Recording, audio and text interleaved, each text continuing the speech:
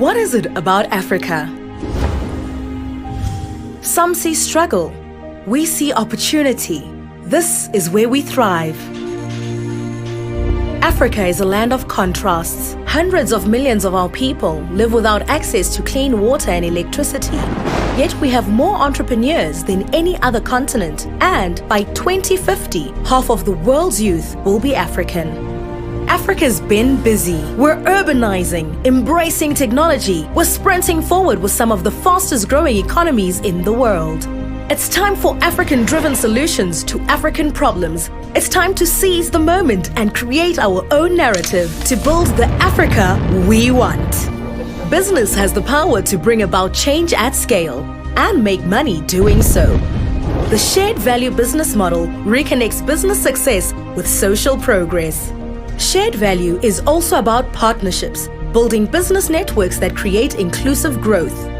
The power of collaboration should never be underestimated. If we can bring together businesses and communities from across Africa with a shared purpose, we can build economic value and, most importantly, value for society.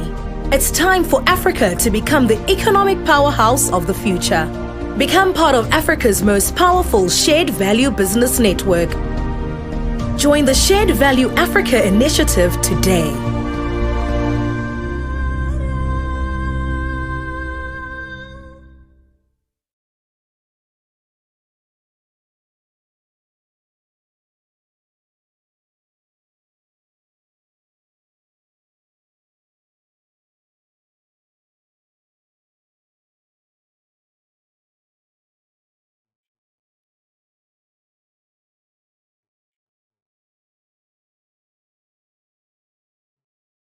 Okay, got it.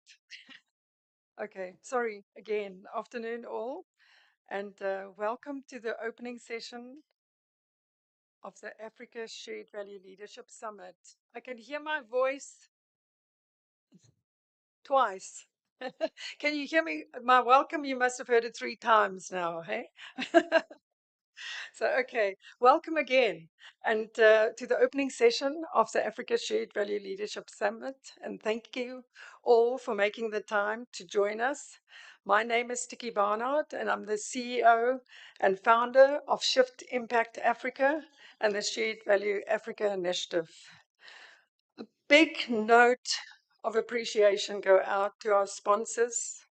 As I want to say to all of you, today would not have been possible without your support. Thank you, Absa Bank Kenya, Visa, Old Mutual Group, Abbott, and UN Global Compact. I would also like to thank our Shared Value member base for their loyal support this year. I think as we all gathered here today, we know that we face many challenges as leaders, as businesses, and as the human race. Two of the biggest challenges of our time is food insecurity and that huge gender equality deficit.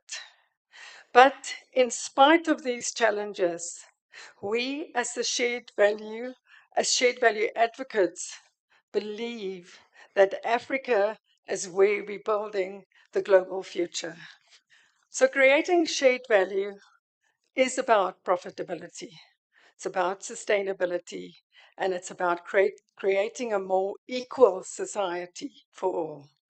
Shared value cannot be achieved without consciously and intentionally addressing our societal and environmental impact and the challenges as organizations, governments, and civil society. So in October 2021, GSMA reached out to the Shared Value Africa Initiative to join forces and deliver our Africa Shared Value Leadership flagship event alongside the Mobile World Congress.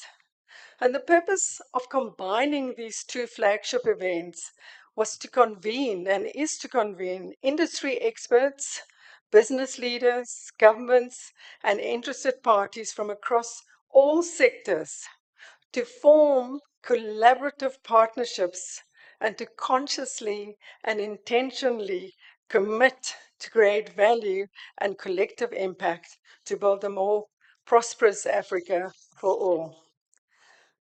As the Shared Value Africa initiative, we believe that there is no greater barrier to our economic growth in Africa than the lack of connectivity and affordable access to broadband for all. We heard the president earlier on to say, when he said, and it's something that resonated with me, when he said progress cannot come at the cost of the most vulnerable.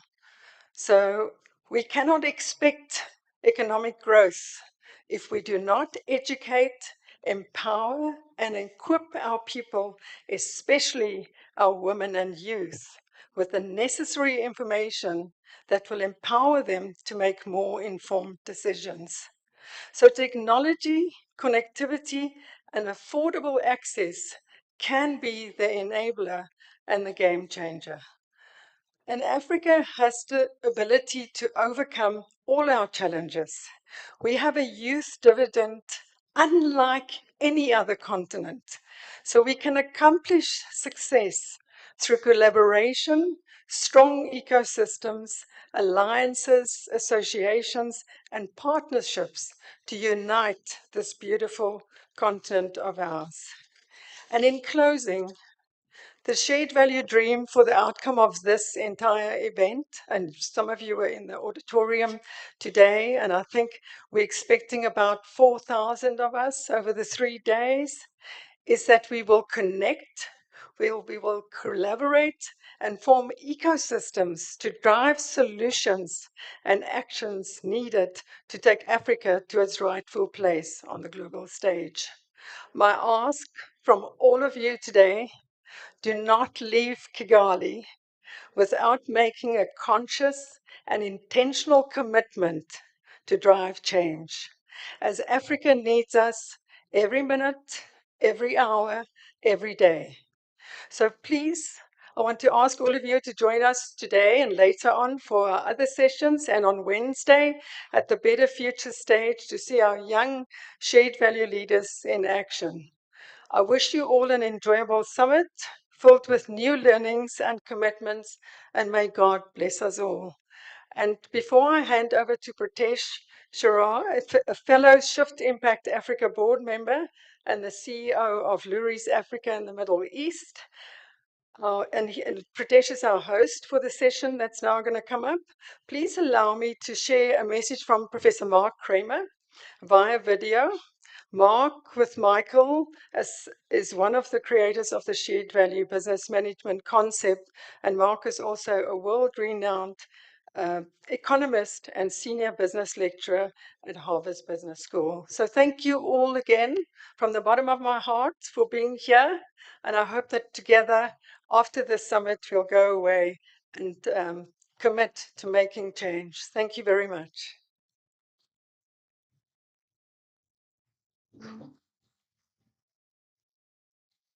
Hi, I'm Mark Kramer on the Harvard Business School faculty and the co-author of the original article on creating shared value roughly 20 years ago with Professor Michael Porter.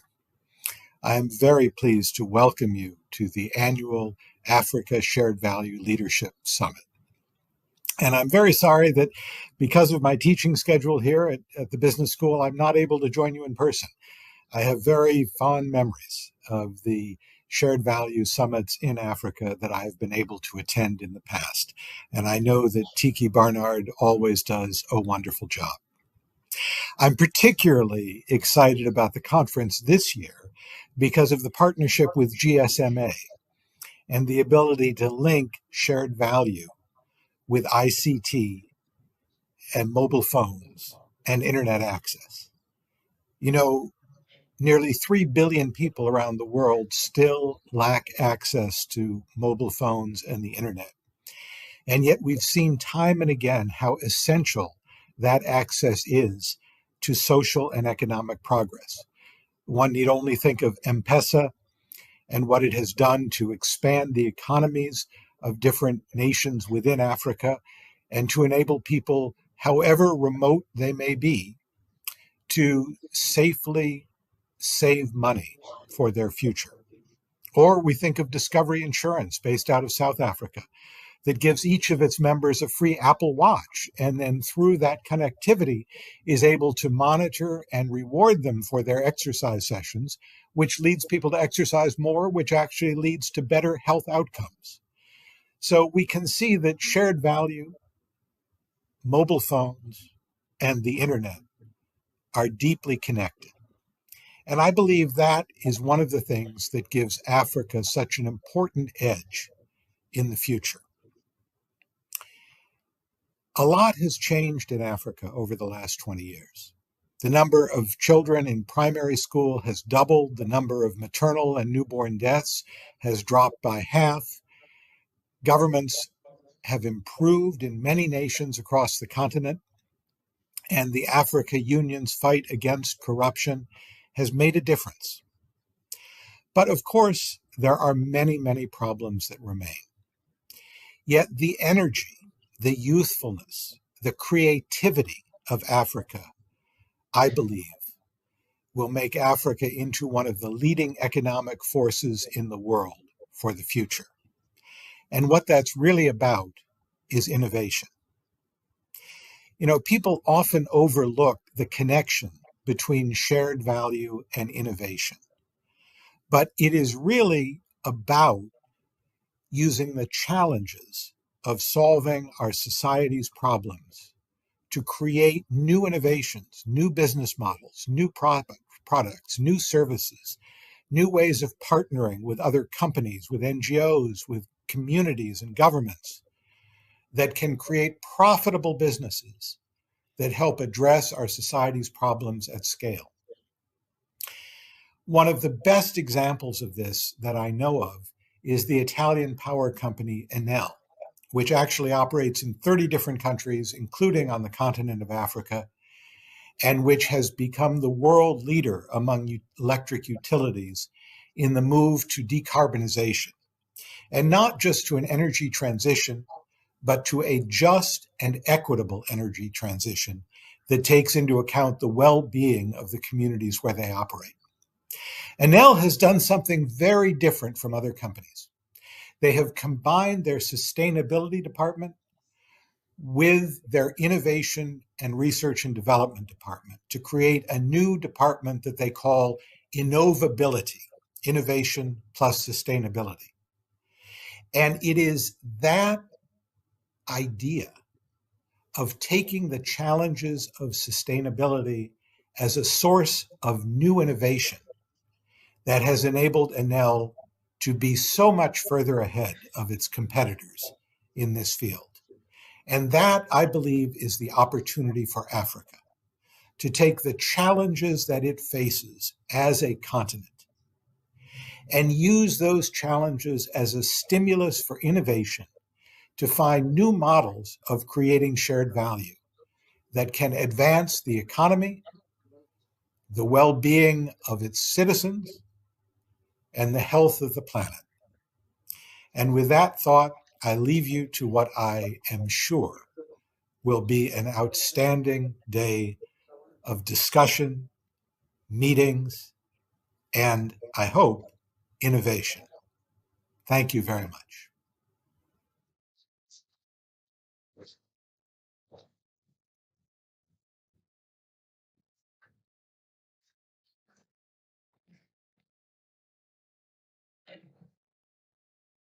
There we go.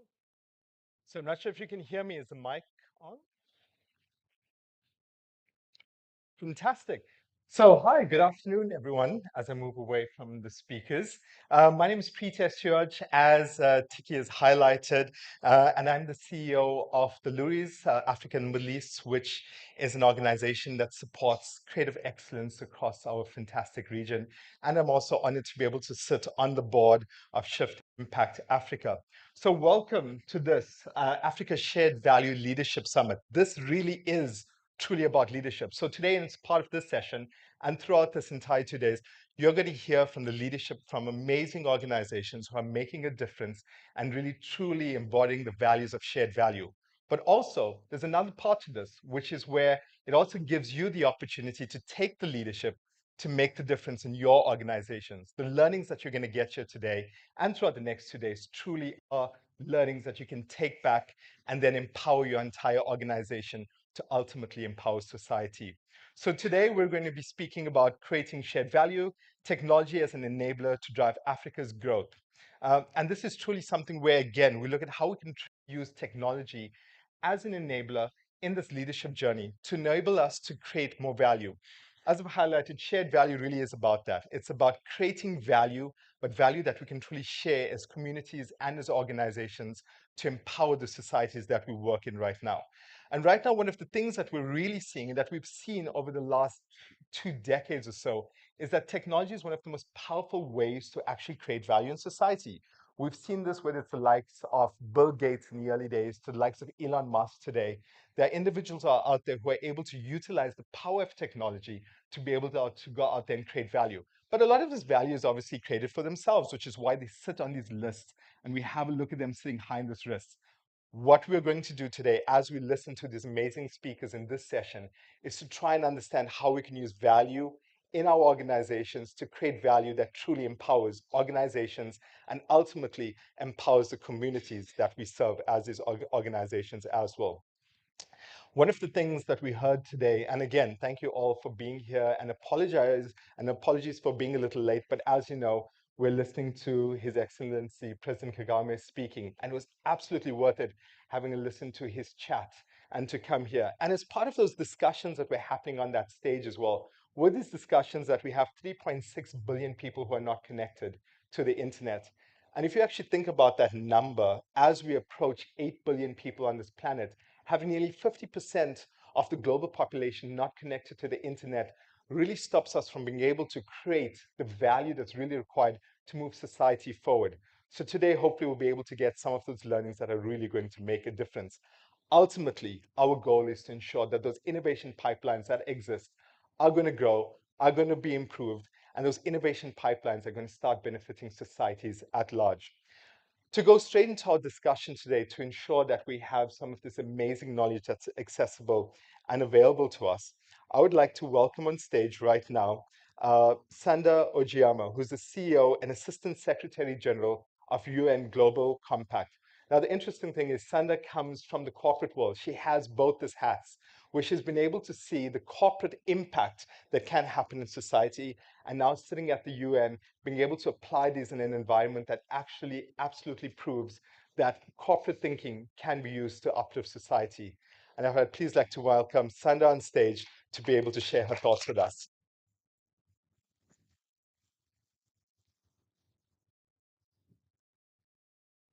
So much. Would you like me to switch on the mic?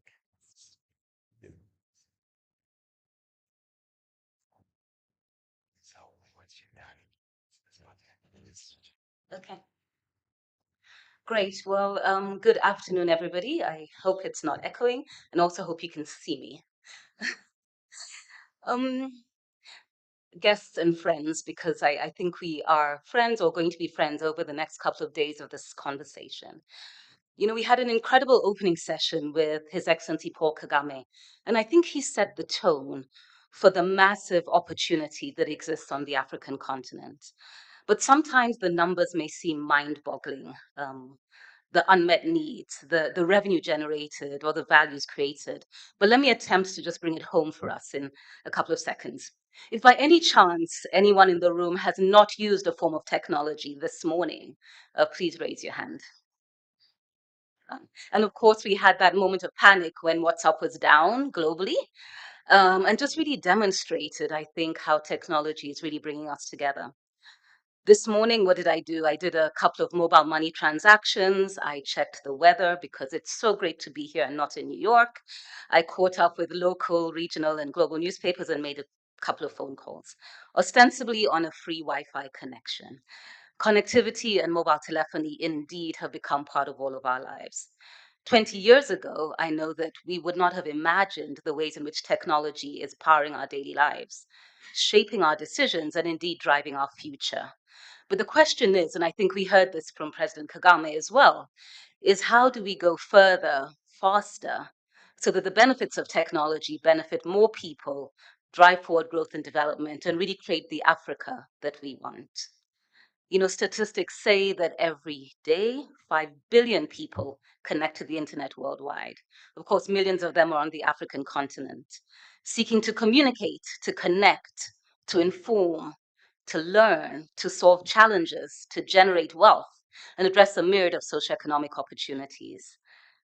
We've heard again this morning about the unmet potential around the usage gap, ensuring that smart devices and data are affordable and accessible, and at a policy level, obviously looking at issues such as the frameworks, interoperability, and harmonization.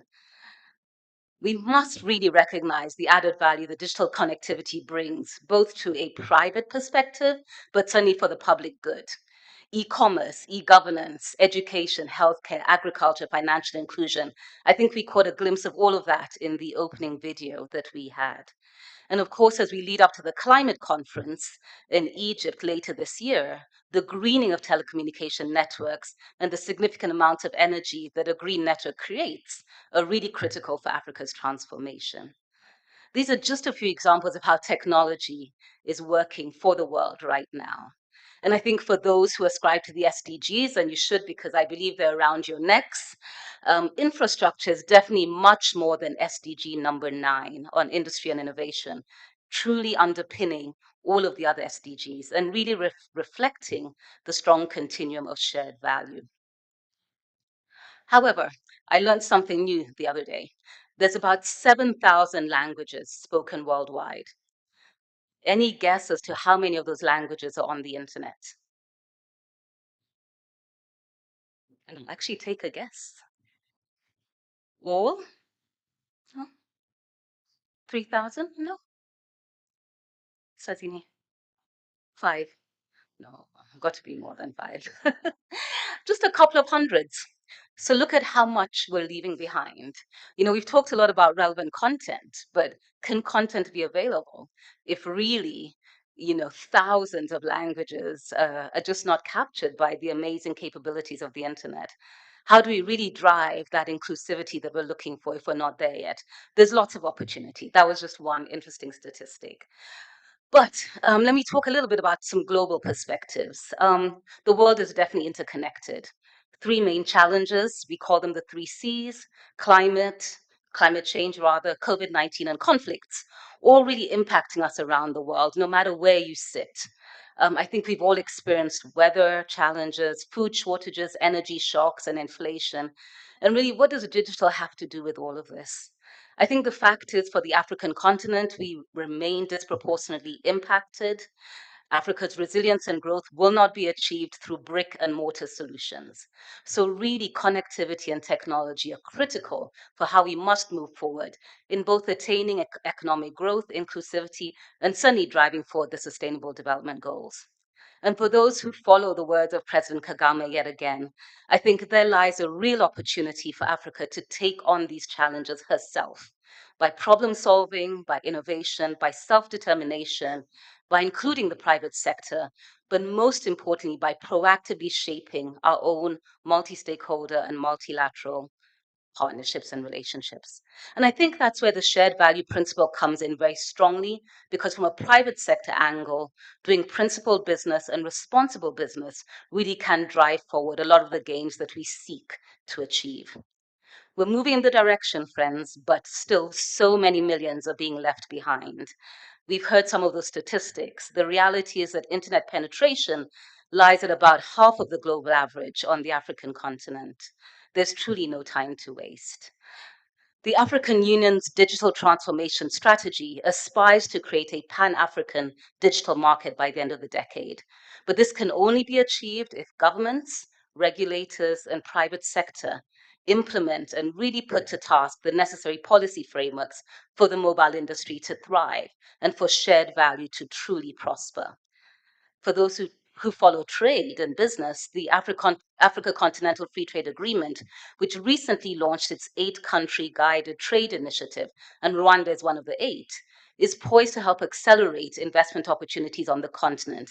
And I'm very sure that connectivity and digitization will play a significant role in enhancing the success. So today at this conference, technological priorities might have focused on connectivity, the usage gap, and broadband access. But at the same time, technology needs are growing and shifting. AI, encryption technologies, the metaverse, blockchain, the list goes on. Are we solving for today's problems, or are we looking for where the opportunities lie tomorrow? I think real technology and innovation and shared value generation really requires a fresh paradigm. Embracing radical collaboration and affordability and accessibility for that much needed larger public good and economic growth. For those that look at financing, risk, and investment, I think for the continent, we really need to examine the barriers that limit domestic and foreign investment in country. And this results in high risk project and country profiles that make it unattractive for investment. But the truth is, as the businessman in the room will tell you, there is no business without risk. So the good news for the African continent, from my view, is that the continent is uniquely positioned to be a great driver of global business and a leader in global technology revolution. With a $2.5 trillion market, every sector of Africa's economy is on a growth trajectory: manufacturing, agriculture, finance, technology. With a vibrant youthful population, as we heard, and a future projection that 1 in 4 people by 2050 will be from this continent, Africa is certainly a very large consumer and business market. Africa's growth, I'd call it unstoppable. But to get there, we have to be sure that this is based on shared value principles and inclusivity. So to answer my opening question, how do we get there further and faster so that the benefits of technology benefit more people and drive forward growth? I believe shared value principles can get us there. But we have to underpin this with a focus on urgency, inclusivity, and radical collaboration. And I say this because I firmly believe that when Africa wins, the world wins. Thank you so much for your attention.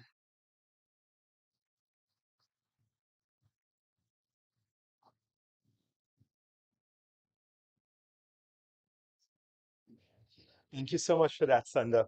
I was listening to Sanda's chat as well about, sorry, hopefully you're not getting too much of feedback. I'll try and stand here. Sanda's chat about every sector of Africa's economy is actually growing. And one of the things that really interests me in my previous life, I used to be in the FMCG, fast-moving consumer goods side. So I still have a habit of loving to go into environments and stores and having a look and get a feel in terms of what's actually happening in those spaces itself. And I'm based in South Africa, and I can go into any major supermarket right now.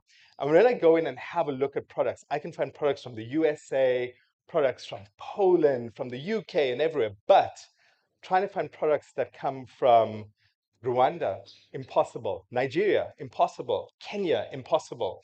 And one of the big challenges we have is that obviously, as the technology improves, one of the things that we'll have is greater collaboration as well, greater ability to understand, again, combined with some of the governmental policies that are actually needed. But again, when the technology exists and the communication that comes with the technology, the opportunity for collaboration that comes with the technology, what we'll find that it strengthens Africa as a continent as well. As Sana has also highlighted, is you can sit here right now and you can, all of us, have the ability to do business as we sit right now. I did the same thing.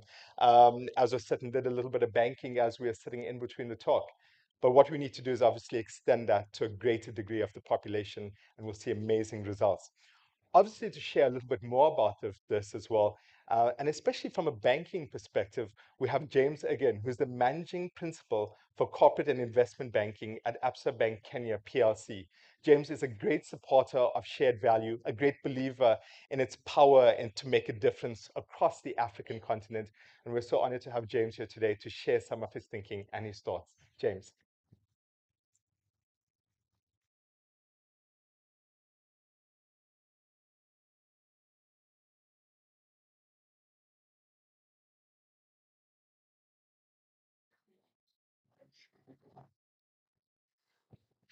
Thank you very much, Pritesh. Earlier on, as we were working through the schedule, when I saw I'm speaking after Sandra, I tried my very best to M-Pesa Pritesh to change the order, but I failed. But that notwithstanding, I'll try and just pick up from where she left to kind of bring it to a perspective from an African perspective, and most importantly, from a financing and a banking perspective. And as I start the conversation, I think I just want to reflect back a little bit from where as a continent we came from, so that we can bring it up to the current day and then take the conversation up from there. And I think you all recall that, in the early 2000s, 2014, were that big popular era of Africa Rising. And what is important about this is that the African continent was flourishing in a big way. I mean, macroeconomic management, better political governance that was taking place, and most importantly, a very strong spirit of entrepreneurship, which of course led to the coining of that great phrase, Africa Rising. But we all know that from around 2015, not just Africa, but the world at large started suffering from the effects, which again have been spoken to earlier, around, the global crisis that we faced, around the world, COVID-19, which has been mentioned. And of course, this led to deceleration of the growth that we saw in the African continent. But I think what's most important is that with the coming in of COVID-19, there's a flip side to it, which we must all attest to, that it really accelerated the growth of technology in many ways that many of us would not have imagined. And on the back of that, we've seen this actually become an engine and an enabler of growth in the continent, and most importantly, the impact that's been created in the continent and shared value for stakeholders and society at large. And for me, where I'm putting my biggest bet, and where the financial services play comes in, is what we are calling Africa's promise and potential. And Africa's promise and potential is the continent's youthful, tech-savvy population. I think you've all seen the numbers that kind of talk about close to 1.4 billion people below the age of 25, therefore making Africa the continent with the youngest population. And what this does is that it creates a catalyst for a huge consumption market, and not just in the years to come, but in the continents to come. And therefore, supporting that, of course, is the mobile phone and the internet connectivity that we enjoy in the continent, as it were. And of course, we've all seen the numbers from GSMA, talking about the numbers that have access, over 500 million. Of course, we spoke about the usage gap, whether they are using it or not. But of course, studies from the likes of the Brookings Institute that kind of also show that, by 2030, actually the access to internet and mobile technology will be at parity with the rest of the world. And therefore, now bringing it to the topic of discussion today, is that clearly a very, very strong linkage between technology, mobile connectivity, internet access, and household welfare in Africa. I think we've seen a study from Senegal that actually shows that just 3G coverage, we're not even talking about 4G or 5G, increased consumption by 14% and reduced poverty in Senegal by 10%. And furthermore, in the continent, as a result of mobile technologies, 1.7 billion jobs have been created, and the GDP contribution of this is over $140 billion in the continent. And therefore, we can see how this then is becoming a key catalyst. And for us, what's important is the role that the financial services sector can play in ensuring that this continues to then empower and see the continent actually grow based on mobile technology.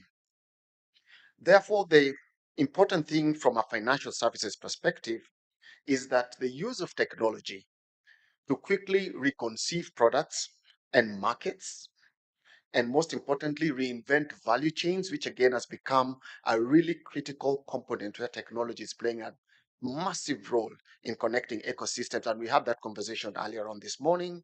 And of course, using this to increase productivity and efficiency, and of course, creating growth opportunities for communities cannot be understated. And therefore, given that Africa still has the highest rates of financial exclusion, i.e., the formerly unbanked and underbanked population, which is as much as 86% in some countries, notwithstanding the access to internet and mobile connectivity, there's a big, big role here that the whole aspect of technology can play in empowering and creating growth and shared value in the economies. And if I just use Kenya as an example, is that despite progress in the deepening, and that again was alluded to, and the learned professor also did mention it, a study by FinAccess shows that 17% of Kenyan adults actually still remain fully excluded, i.e., don't have a bank account, don't use any other form of financial services through mobile money, or even collective saving systems. And therefore, usage and penetration into mobile money and adoption through the whole continent, therefore, will be extremely important. And as we continue to outpace the rest of the other regions where mobile banking, peer-to-peer lending, and of course, increasing use to the extent that 70% of now the $1 trillion of mobile money transactions taking place in the world now is being done in the continent, there's a lot of rails that have been built that will enable us to actually leverage on this in a very, very big way to see the growth and the shared value that is needed out of that. And on the back of that, therefore, mobile platforms, digital banking being used as a key component of unlocking value from now a lot more digitally connected continent of Africa is a critical factor that will ensure that the formerly unbanked but economically active have an access to enable them to grow their businesses, and therefore leveraging on mobile-based banking platforms to ensure that the growth, therefore, and the shared value that comes out of this is actually achieved. In our part as ABSA, we've been actively working to improve access to affordable financial services by utilizing alternative channels from what traditionally was known to be the brick and mortar, and therefore increasing consumer access. In Kenya, we have the Timiza virtual banking platform, which, for example, provides financial services to small business owners who were previously excluded. And this platform, since inception, has already reached more than 5 million users. And as a result of this, not only are they accessing just banking services at a low cost, but also being able to access other important components of financial services such as savings, insurance, and payments. And most importantly, then allowing this customer base to be able to then focus on growing their businesses and not spending too much time on accessing financial services.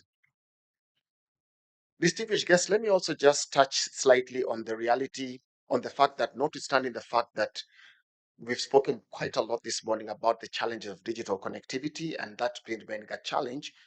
But I think what's important is that how do we then leverage on this? Because increasingly, and again, as we had this morning, we are seeing this enabling a lot of day-to-day life activities to happen, whether it's banking, healthcare, education, media, communications, and even identity. A lot of reliance on identity now is reliant on this.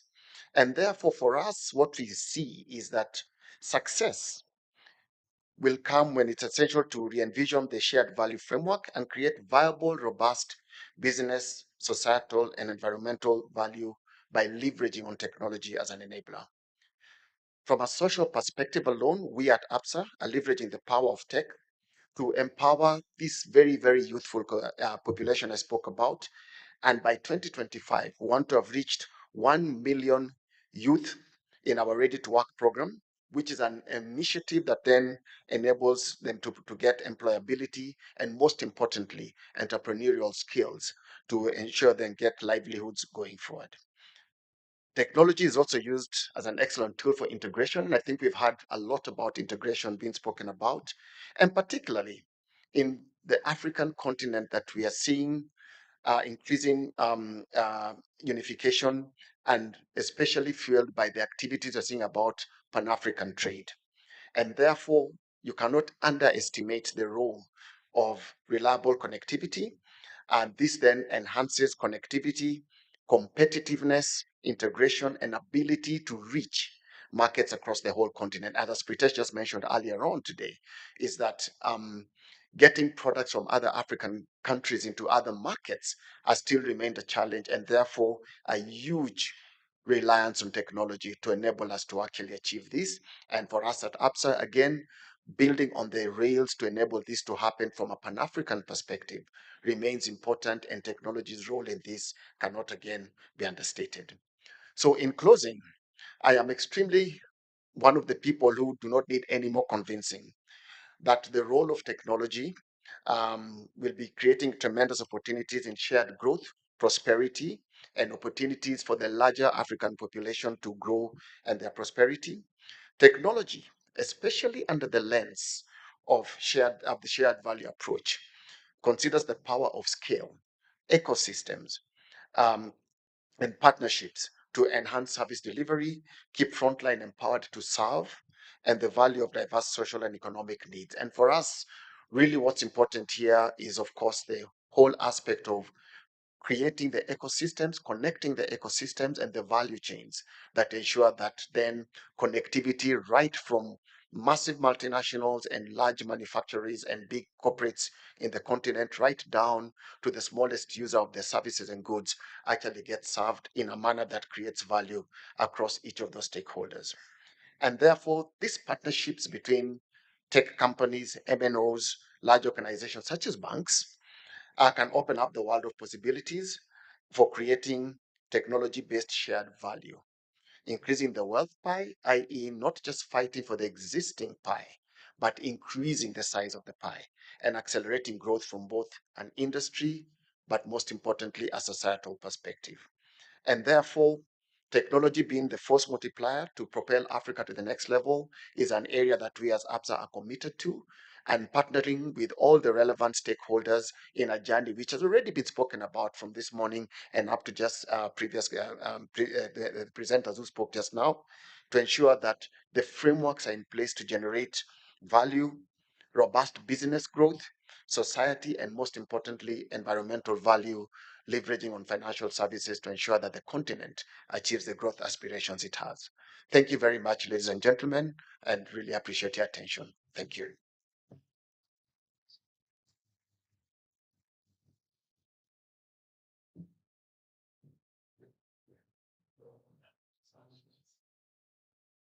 Thank you so much for that, James. And I think, one of the key things that I really appreciate what James was highlighting as well, which is so important for all of us to apply our minds to, is that we have so many people who are economically active but do not have access to banking products purely because of the challenges of the environment. And this is where technology is going to make a real massive difference in terms of allowing these individuals to have access to those banking products. And it's going to be important to every single person in this room, to every company that's out there. Because as you try and grow shared value, as you try and grow your businesses, having a population that has access to banking is going to be imperative in ensuring that your businesses grow as well. So thank you to organizations such as APSA and everyone else who's working towards this very, very valuable goal. So our next step is we have a fireside chat. This is an opportunity for us to deep dive into this idea of creating shared value and technology as an enabler to drive Africa's growth. And what better way to do that than to speak to two individuals who are doing amazing work from two great brands. And if I can please welcome them on stage, we have Steve Kiptines, who's the Chief Corporate Affairs Officer at Safaricom, and then Masarame Moyeme, who's the Group Marketing, Public Affairs, and Sustainability Director at Old Mutual.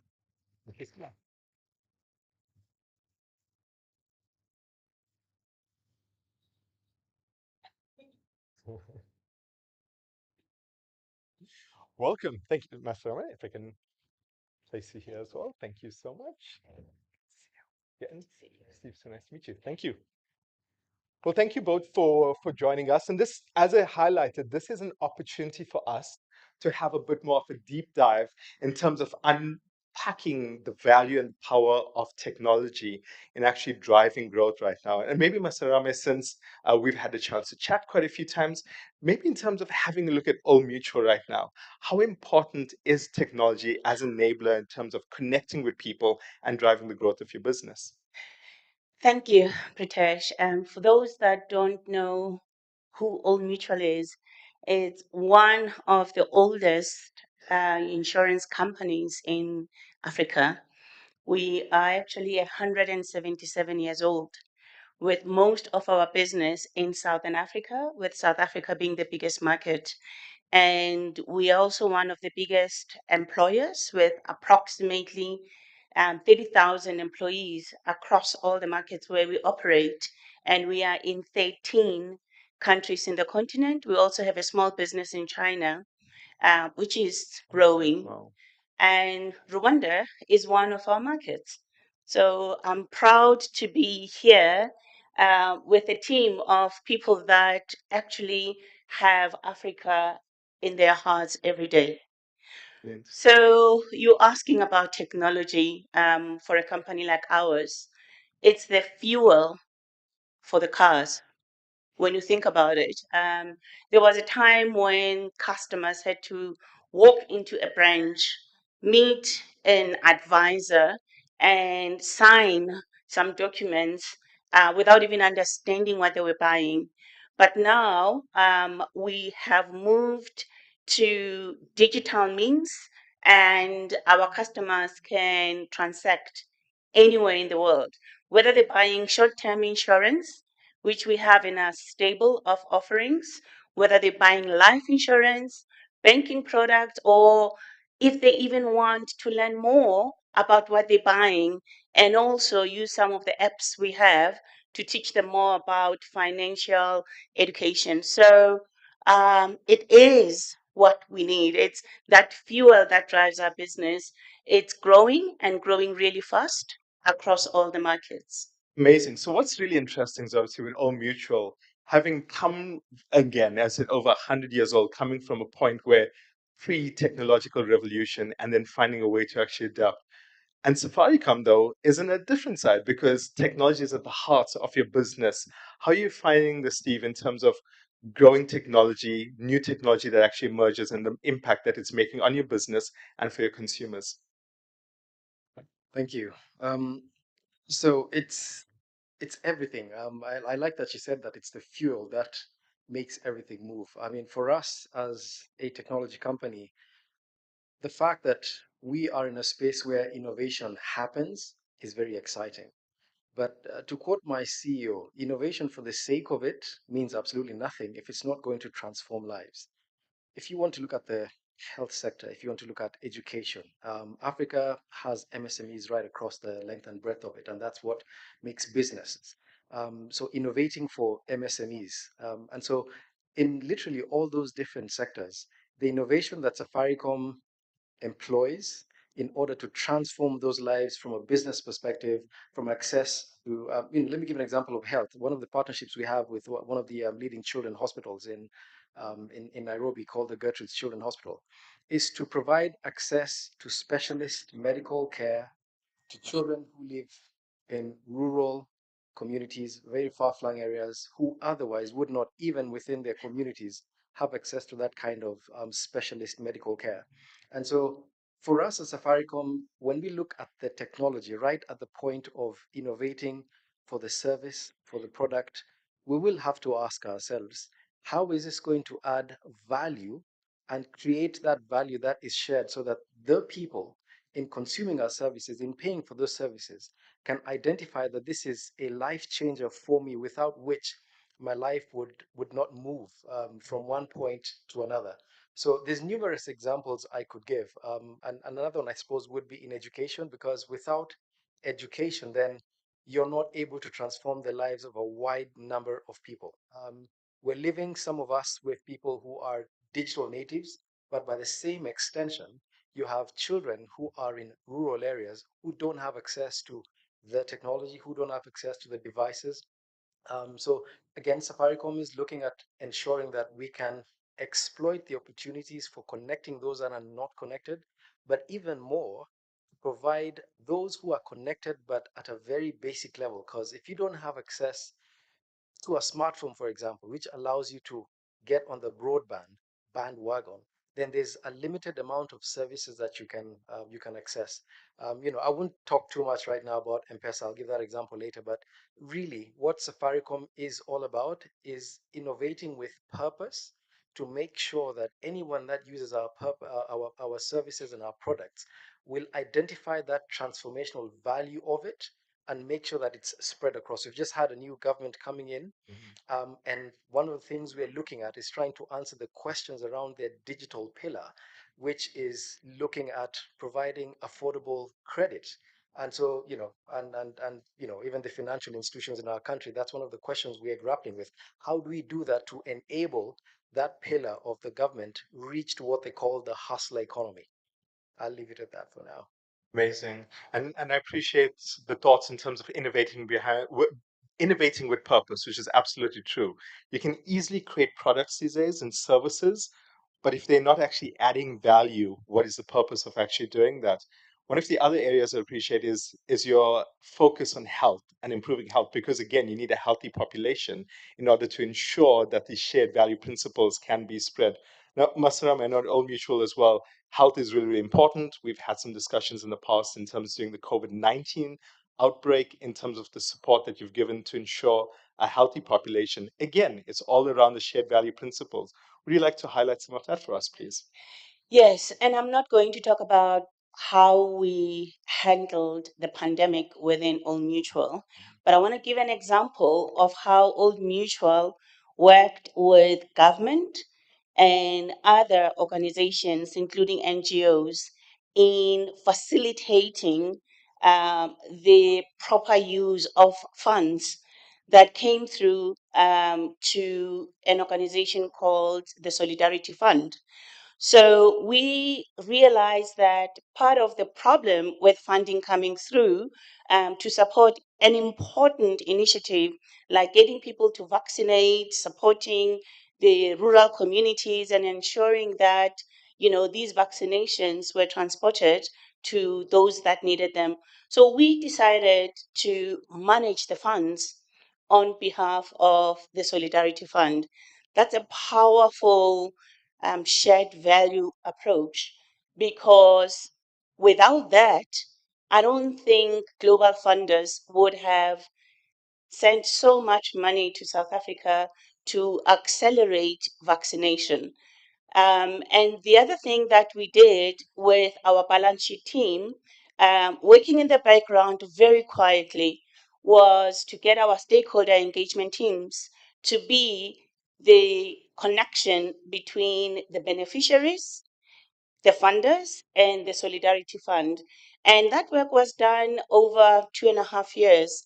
And we just provided those resources that were dedicated to getting the Solidarity Fund to work.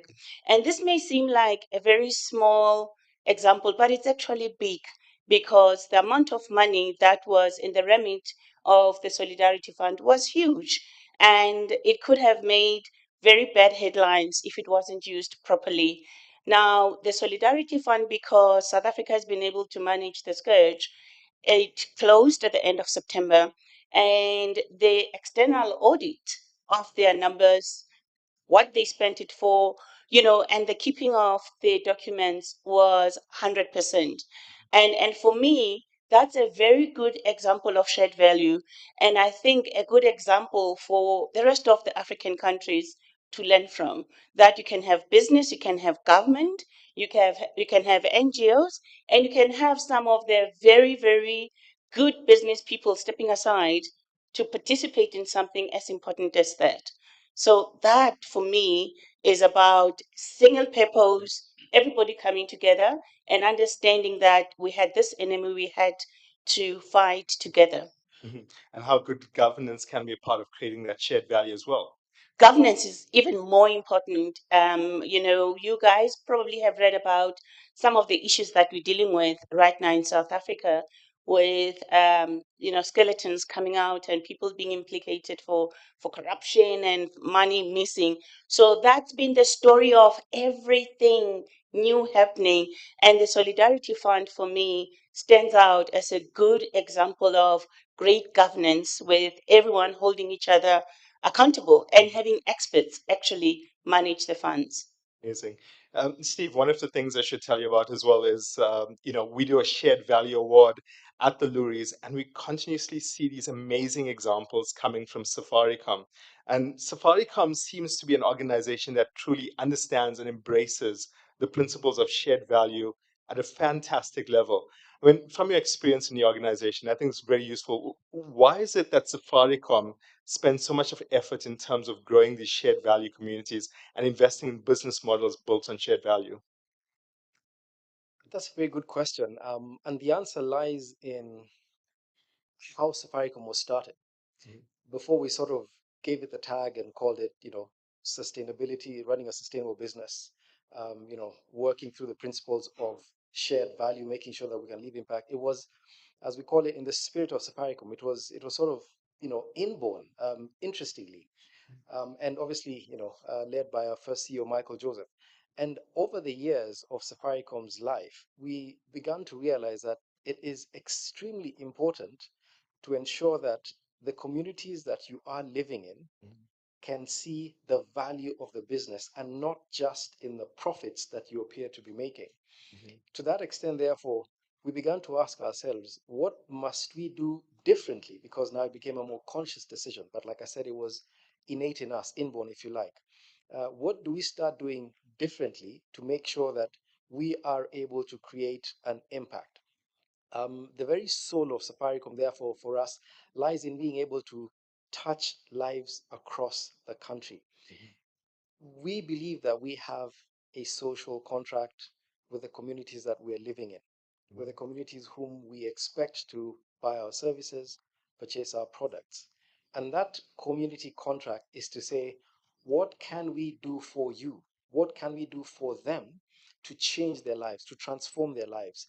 There is nothing more fulfilling, I have to tell you, than the transformation of life stories that we've seen across all our 47 counties.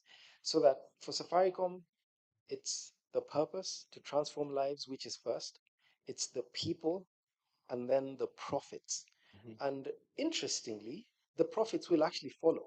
Well, the question is, how soon, how much, but that's really not an issue for discussion, if you like, once you start impacting people's lives. Because when they can feel the vibrancy of the brand personally, then without working too hard, to be honest, then you begin to see those profits trickling in.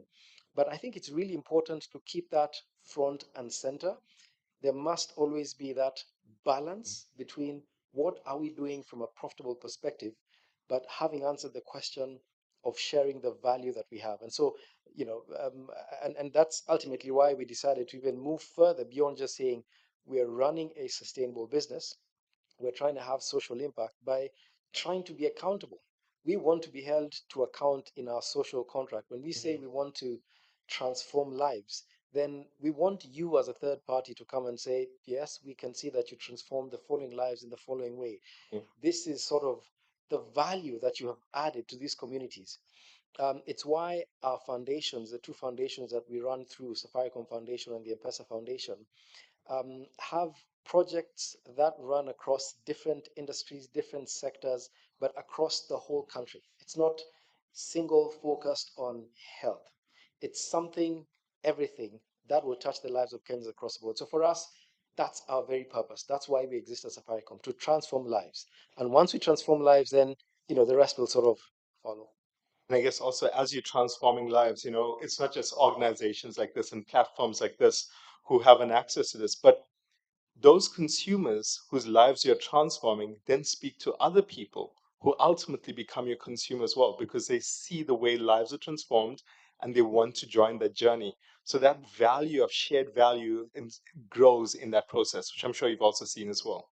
Absolutely. I mean, it's a knock-on effect, as you say. And once the value has been identified by the communities that we're living in, you get into a community. Safaricom has come into town, and we had a recent roadshow in a certain part of the country, and the kind of reception that you get in some of those rural communities tells you that there's a difference that you're making because they've heard about Safaricom. They've heard about what you do, and this is not about we've heard about the profits that you're making. This is about the impact that you've had in the lives of people in that part of the country. And so we are privileged. We are happy that you've come in here to partner with us. I mean, our country is going through a tough situation in certain parts of it with drought. And so there's certain things that the government is doing, and we as Safaricom are partnering with them to make sure that we can answer that call of people in our country who don't have access because of drought, to food items, etc. So it really cuts across the board. Amazing. And Masarama as well, at Old Mutual, similar stories, again, in a different part of the continent, but similar stories in terms of transforming lives using shared value. Would you like to share some of the examples from Old Mutual? Yeah, this is a brand new opportunity. So in South Africa, we have what we call broad-based Black empowerment legislation. And Old Mutual decided that previous transactions that we had did not actually include the lower socioeconomic groups.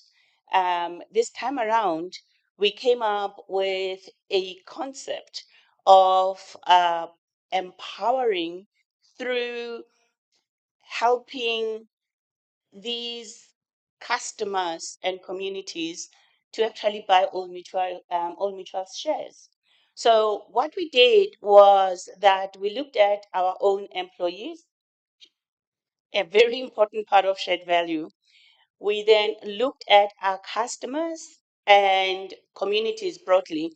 And it took about 3-4 years of the executives working on how this could be structured.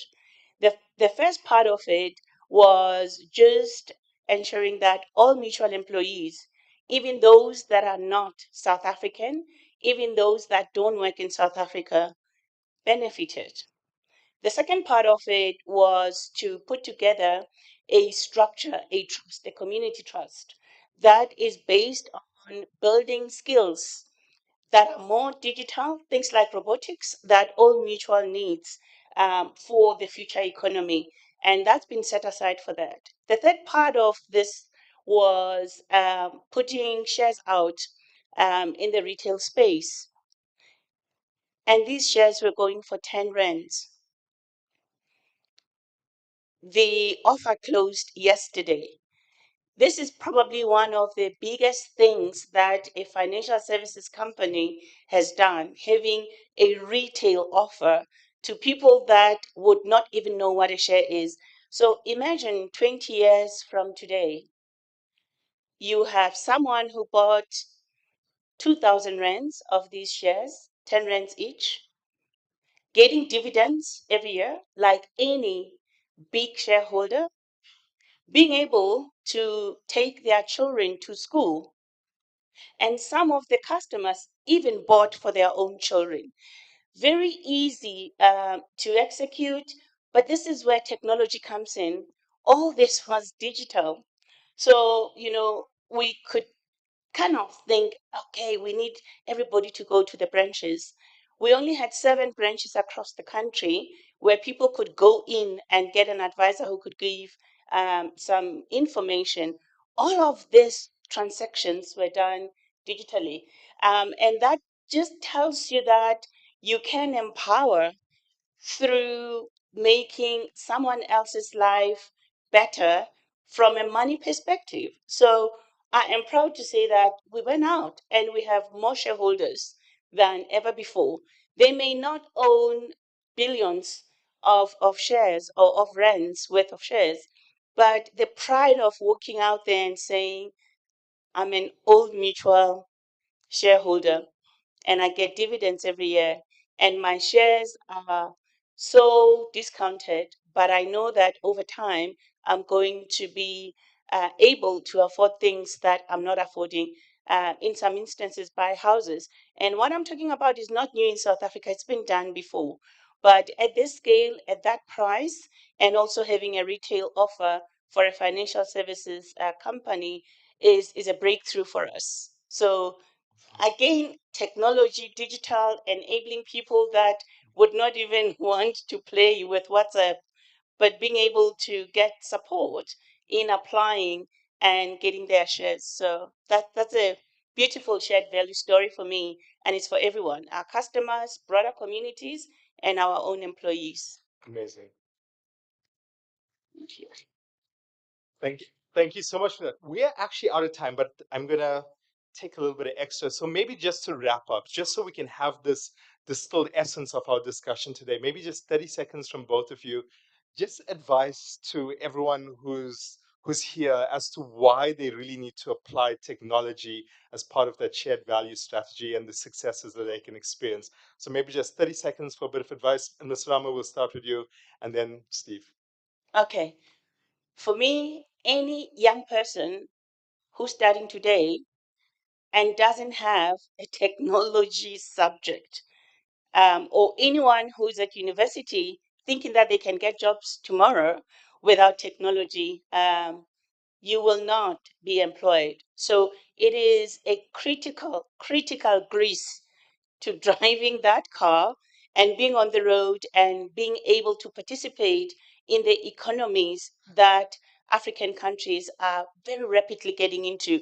There will be no difference between trading in Africa or trading in another part of the world. We are digitizing in our own way very fast. It may be very simple things that we do, but we're on the path to digitizing, and that's what's going to drive our economies, and not in the long term, but in the near future. Amazing. Masrama, thank you so much for that. Steve, an advice from your side. Why should we be looking to utilize technology as part of our shared value strategies right now? Africa has the largest percentage of youth dividend, across the globe.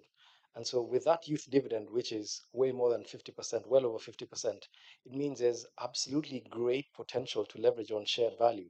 The Rwandan government has done exceedingly well in terms of just providing innovation through digitizing access to services, government, public sector, and private sector.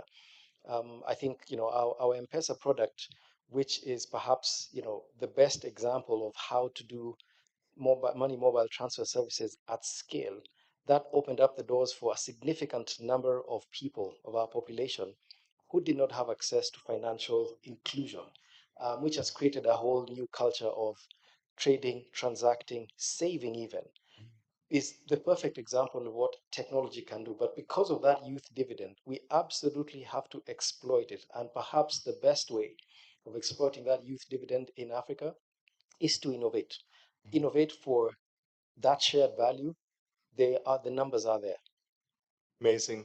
Steve Kipton, Chief Corporate Affairs Officer of Safaricom, and Masrama Mariama, Group Marketing, Public Affairs and Sustainability Director at Old Mutual. Thank you to the both of you for joining us. A warm round of applause to them. So we have some special messages that I'd like to invite you both to stay on stage as we watch them. So we have messages of support from Virginia Wilson, who's CEO of SVAI in Hong Kong and China, as well as Sarah Downey, who's the CEO of SV Projects in Australia, and Bobby Stilton, who's the CEO of SVI Global and the USA. So let's hear what they have to say.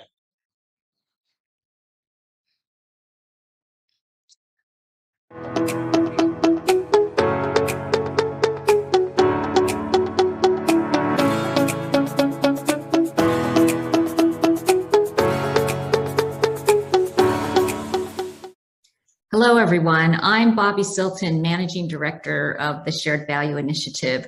We're a global platform for shared value practitioners and headquartered out of Boston, Massachusetts in the United States.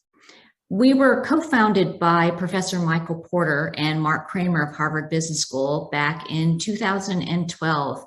And we have members and a broader community from around the world. Some of our members you may recognize, companies such as Enel, Nestle, Discovery, PayPal, and Abbott. When we meet with our members and companies from our community, one of the top conversations we're having today is about ESG, environment, social, and governance. And this was started as a way to safeguard businesses from risk. The global pandemic and the climate emergency that we're experiencing have certainly accelerated the commitment to ESG, as we are seeing how interconnected we are as a society and how climate change affects all of us. With the outsized role that the private sector plays in society, whether that's job creation, economic growth, the use and protection of natural resources, to creating products and services for consumers, business needs to play a significant and active role in addressing environmental and social challenges, as well as opportunities. As the private sector works to address ESG matters, we think we should shift our orientation from just thinking primarily about risk management and mitigation to value creation and to new opportunities. We believe shared value will play an important role in helping companies to achieve their ESG goals while they grow their business and positively impact society. Whether it's a financial institution rethinking what they view as a viable customer and perhaps creating wealth building products for those typically underserved by the financial industry, or a food company that creates more nutritious food and sustainably sources raw materials through a commitment to a regenerative food system. We believe that shared value will play an important role in helping to address the social and environmental needs in a way that creates value for both business and society. There's so much for all of us to do as leaders as we confront the many challenges that we face as a society. And it gives me hope that you are all together this week, connecting with each other to learn, be inspired, and foster meaningful partnerships that will hopefully lead to concrete action that will move our society and planet in a positive direction. I wish all of you a terrific summit with the Shared Value Africa Initiative and continued progress with your efforts to improve our world. Thank you.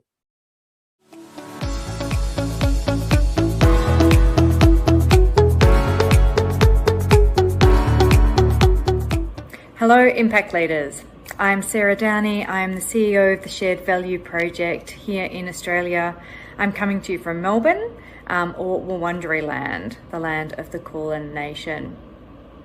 We've actually just had our own Shared Value Summit here in Australia, and I was so inspired to see the progress that is being made, not just by business, but in fact by all sectors, as each are coming together to try and really shift the needle on these big societal issues that we all know need to be addressed. What's really exciting is that we're no longer talking about the future that we're trying to create. We're actually seeing evidence that it's happening, that action is real. I'm witnessing a real maturity in Australia, and in particular amongst our shared value community, who are reimagining their business models in ways that create value for all stakeholders. We also shared at our summit a fantastic example of government and business coming together, using shared value approach to tackle employment pathways for those coming out of prison, a deep systemic issue. I'd love to see more of this. But the overarching message really from our summit was a challenge. It was a challenge of bravery, because in many ways we have the answers. Globally, we know what needs to be done to tackle these big environmental and social issues. We just need to be braver to get the job done. We need to push harder, we need to take more risks, we need to release ownership so that we can partner authentically, recognizing our own agency and each other's agency at this critical moment in time. So I ask you, as you go through your summit today, just how brave are you being, and can you be braver? Because my hope is that you don't sit back waiting for the perfect business case or for someone else to lead. My hope is that you will be a leader, you will be a change maker, you will choose bravery. You don't have to do it alone, but you do need to do it. Congratulations on your progress so far, and I really hope that you have an amazing summit. Good luck.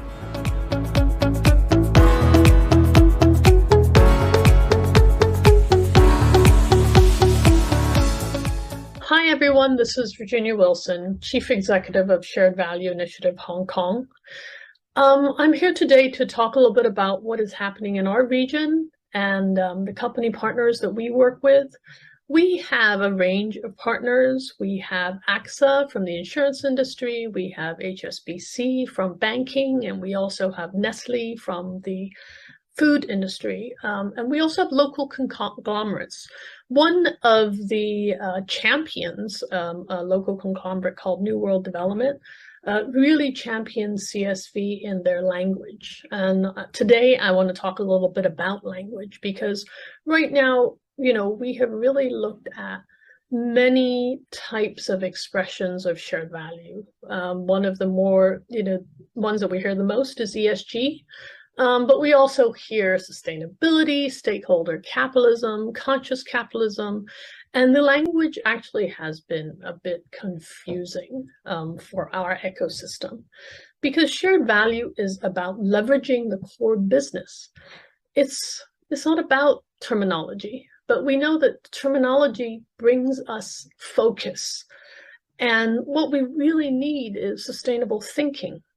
So when we look at shared value and we look at the language and we look at ESG, for example, ESG brings us a structure to implement. It gives shared value thinking the ability to align profit with purpose. And ultimately, we want to be able to find our competitive advantage and reduce or mitigate risk. And so when we look at shared value language and how it's developing in our ecosystem, we really need to look at, what are the materialities of the things that we want to do. And ultimately, we want to strengthen our financial performance. So the language in recent years has really confused our ecosystem. And we don't just speak in English, we speak in Mandarin, in Cantonese, in other dialects. So in the different sectors that we work with, creating shared value is being implemented. But the language is confusing to some of our company members. And we've been working really hard to actually get that piece right.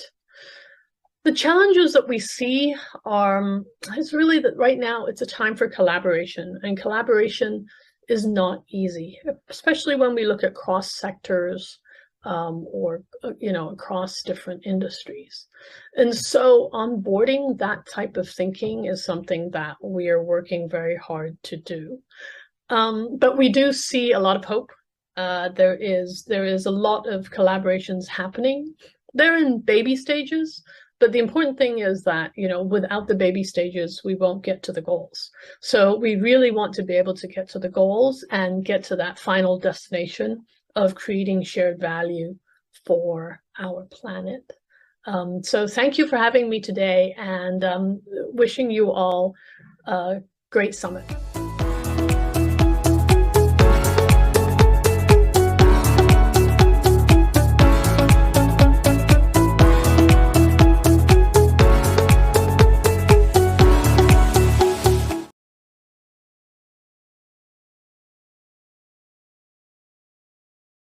See these messages of support.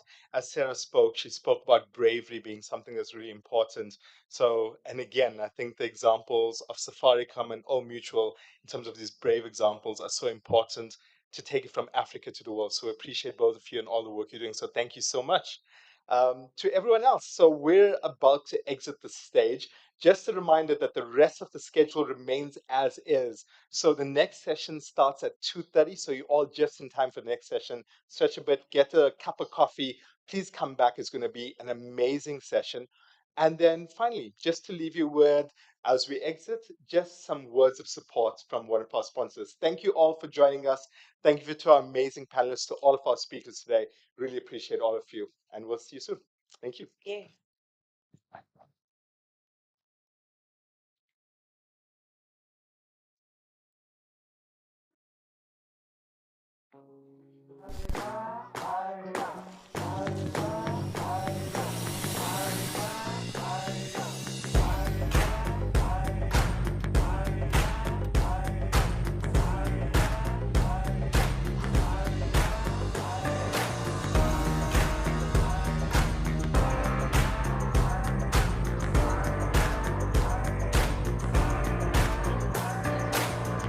And this is how it connects us. At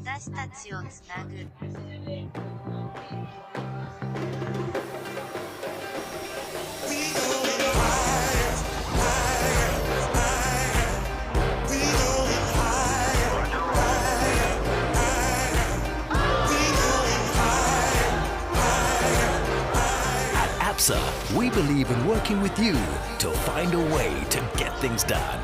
We call this Africanacity.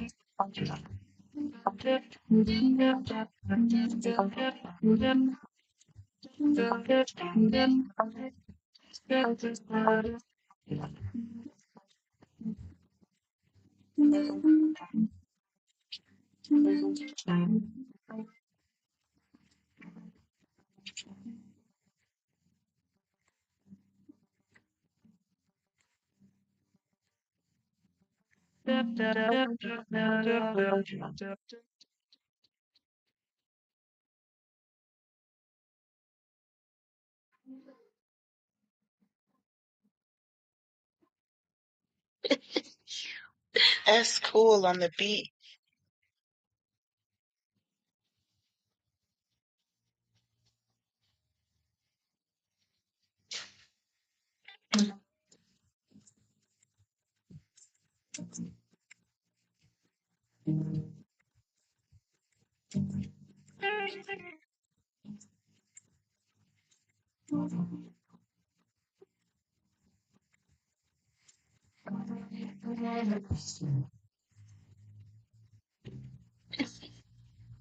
That's cool on the beat.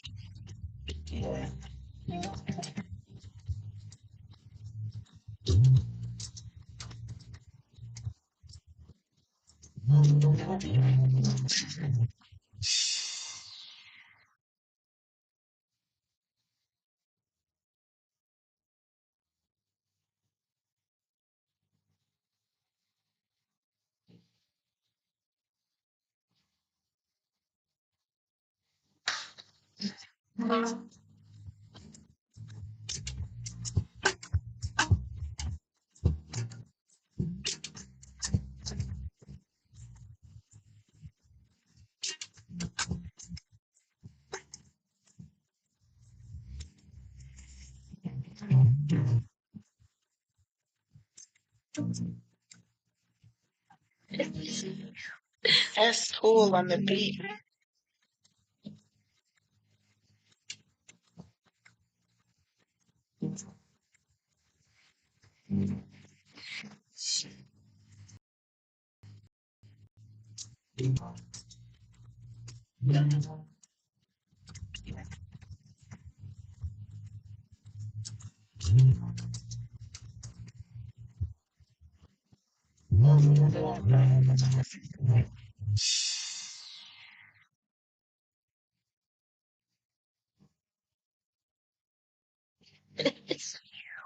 That's cool on the beat.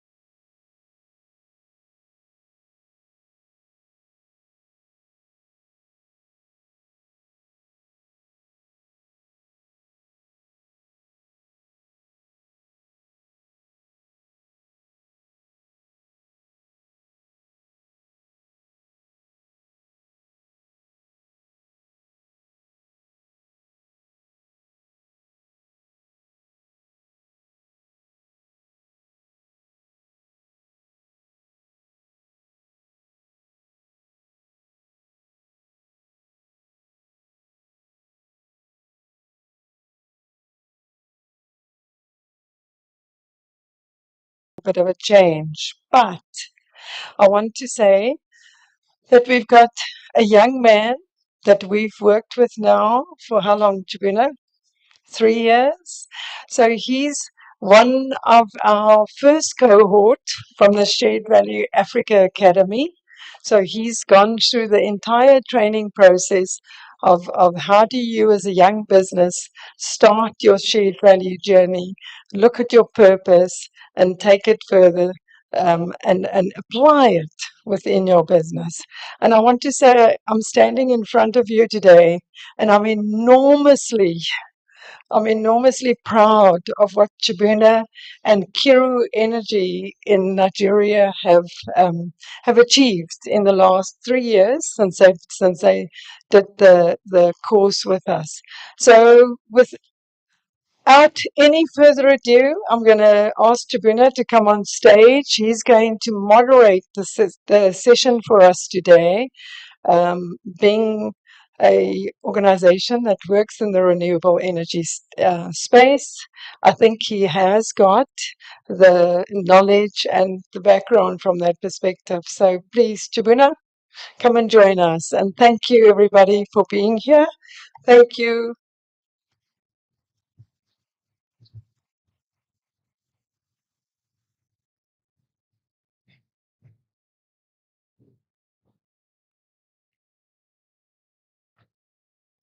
Good day, everyone. Um, Thank you, Tiki, for that wonderful introduction. So today's session is going to be very, very quick and impactful. All over the world, we can see that the effects of climate change has continued to manifest itself in various forms, such as droughts, flooding, especially in Nigeria, where I come from, extreme heat waves, as well as fire outbreaks and other aspects of climate change effects.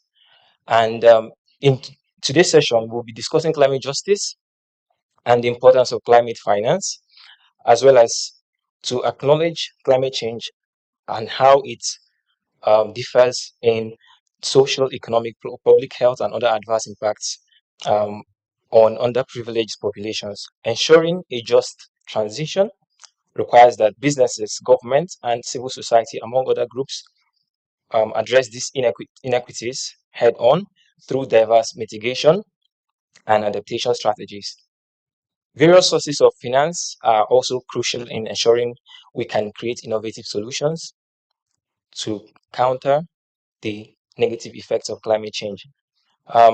Before we begin, I'm going to introduce our keynote speaker today, who is Maria Cristina Papetti, the head of Global Sustainability, Infrastructure and Networks at NL Group. Please, let's make welcome Maria Cristina Papetti.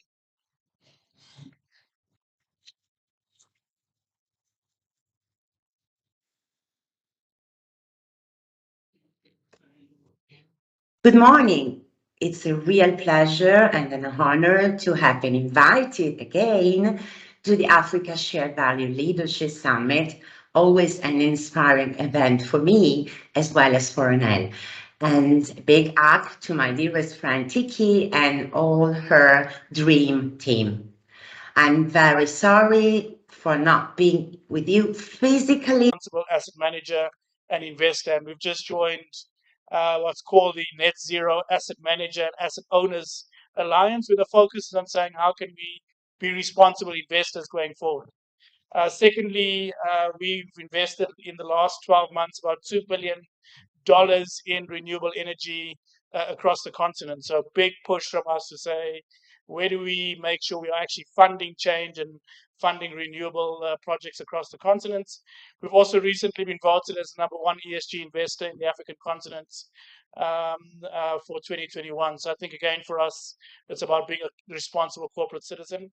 And then internally, we've also looked at what role are we playing in impacting the climate. We've reduced our climate emissions by 30% in the last 12 months, and we're hoping that we can actually get to a situation where, as an organization, we are net zero as well. So I think those are some of the lenses we are applying to this. So one is obviously very strong awareness of the impact that climate change is having on communities, and how do we use our role as a investor to channel those funds to help fund the transition, as we've done with our renewable energy program. Thank you so much. Professor Chris, I'm coming to you. So I met Professor Chris back in 2019 at Lagos Business School, where I took a course on the leadership program for sustainable waste management. And it's really a great honor to be moderating a session where he's also a panel. So Professor Chris, please, can you speak on the topic? Yeah. Thank you very much. It's a pleasure to be here. My name is Chris Ogbeche. I am the Dean of Lagos Business School, one of the leading business schools in Africa. Climate change is a reality. It's one of the biggest risks in Africa today. So the biggest problems, and why I call it biggest problems, is that it's at the moment an issue that could cause a lot of food security problems, health problems, because the people that are most impacted climate change problems are those in the rural areas. And for us in the business school, I think we have to show businesses that climate change should not be seen from the lens of an expense. Climate change should be seen from the lens of value. Because climate change, well, if we tackle it properly, could actually reduce costs for businesses. If tackled properly, could actually increase revenue for businesses. If tackled properly, could actually bring about innovation and also open up new opportunities for businesses. And for us at Lagos Business School, we see it as something that is so important that we take it across board, not only talking to big businesses about climate change, but also talking to SMEs and also non-for-profit organizations. Climate change we see as part of ESG. In a few days' time, actually in 2 days' time, I'll be having a conversation with the executives of the leading cement company in Nigeria. And the focus is going to be on ESG. And we'll be discussing their role as a leading cement company in this ESG space and how, not just looking at the negative side of it, but how, as a business, they can embed ESG into their strategy and see it as a way of actually creating shared values. So we in the business school, like any other business school all over the world, see we have a responsibility because we know that the bulk of climate change issues is caused by businesses. Businesses go through business schools. We in the business schools are the ones who help in training these business leaders. So we have the responsibility of helping them to become responsible leaders and responsible managers. As a matter of fact, in Lagos Business School, our purpose is to develop responsible leaders and managers. Those who see business beyond profits. They must see business from the lens of not just making profits, but also being conscious of the need of society, but at the same time, looking at the footprints they make on the environment. So they have to drive purpose, they have to run purpose-driven organizations because that's the only way they can ensure that they are there in the long term. For the simple reason that in Africa, over 70% of the population is under the age of 30. So we have a young population. And research has shown that this young population is gyrating towards organizations that are purpose-driven, towards organizations that are green. So any organization, Africa, that wants to make it in long term must think of being purpose-driven and also must be green. If you are not green, in the long run, you are going to lose out. And this is the message you have to pass on to business leaders that come through us in the business schools. Thank you, sir. Regis, I read about your work in disrupting the agriculture space, especially as an entrepreneur, and it's really inspiring what you've been able to achieve at Cal Group. Could you please give us some points on the topic of today? Thank you. Good evening to everyone. Yes, as moderator said, I'm Regis Omjaneza. I'm a farmer and proud farmer.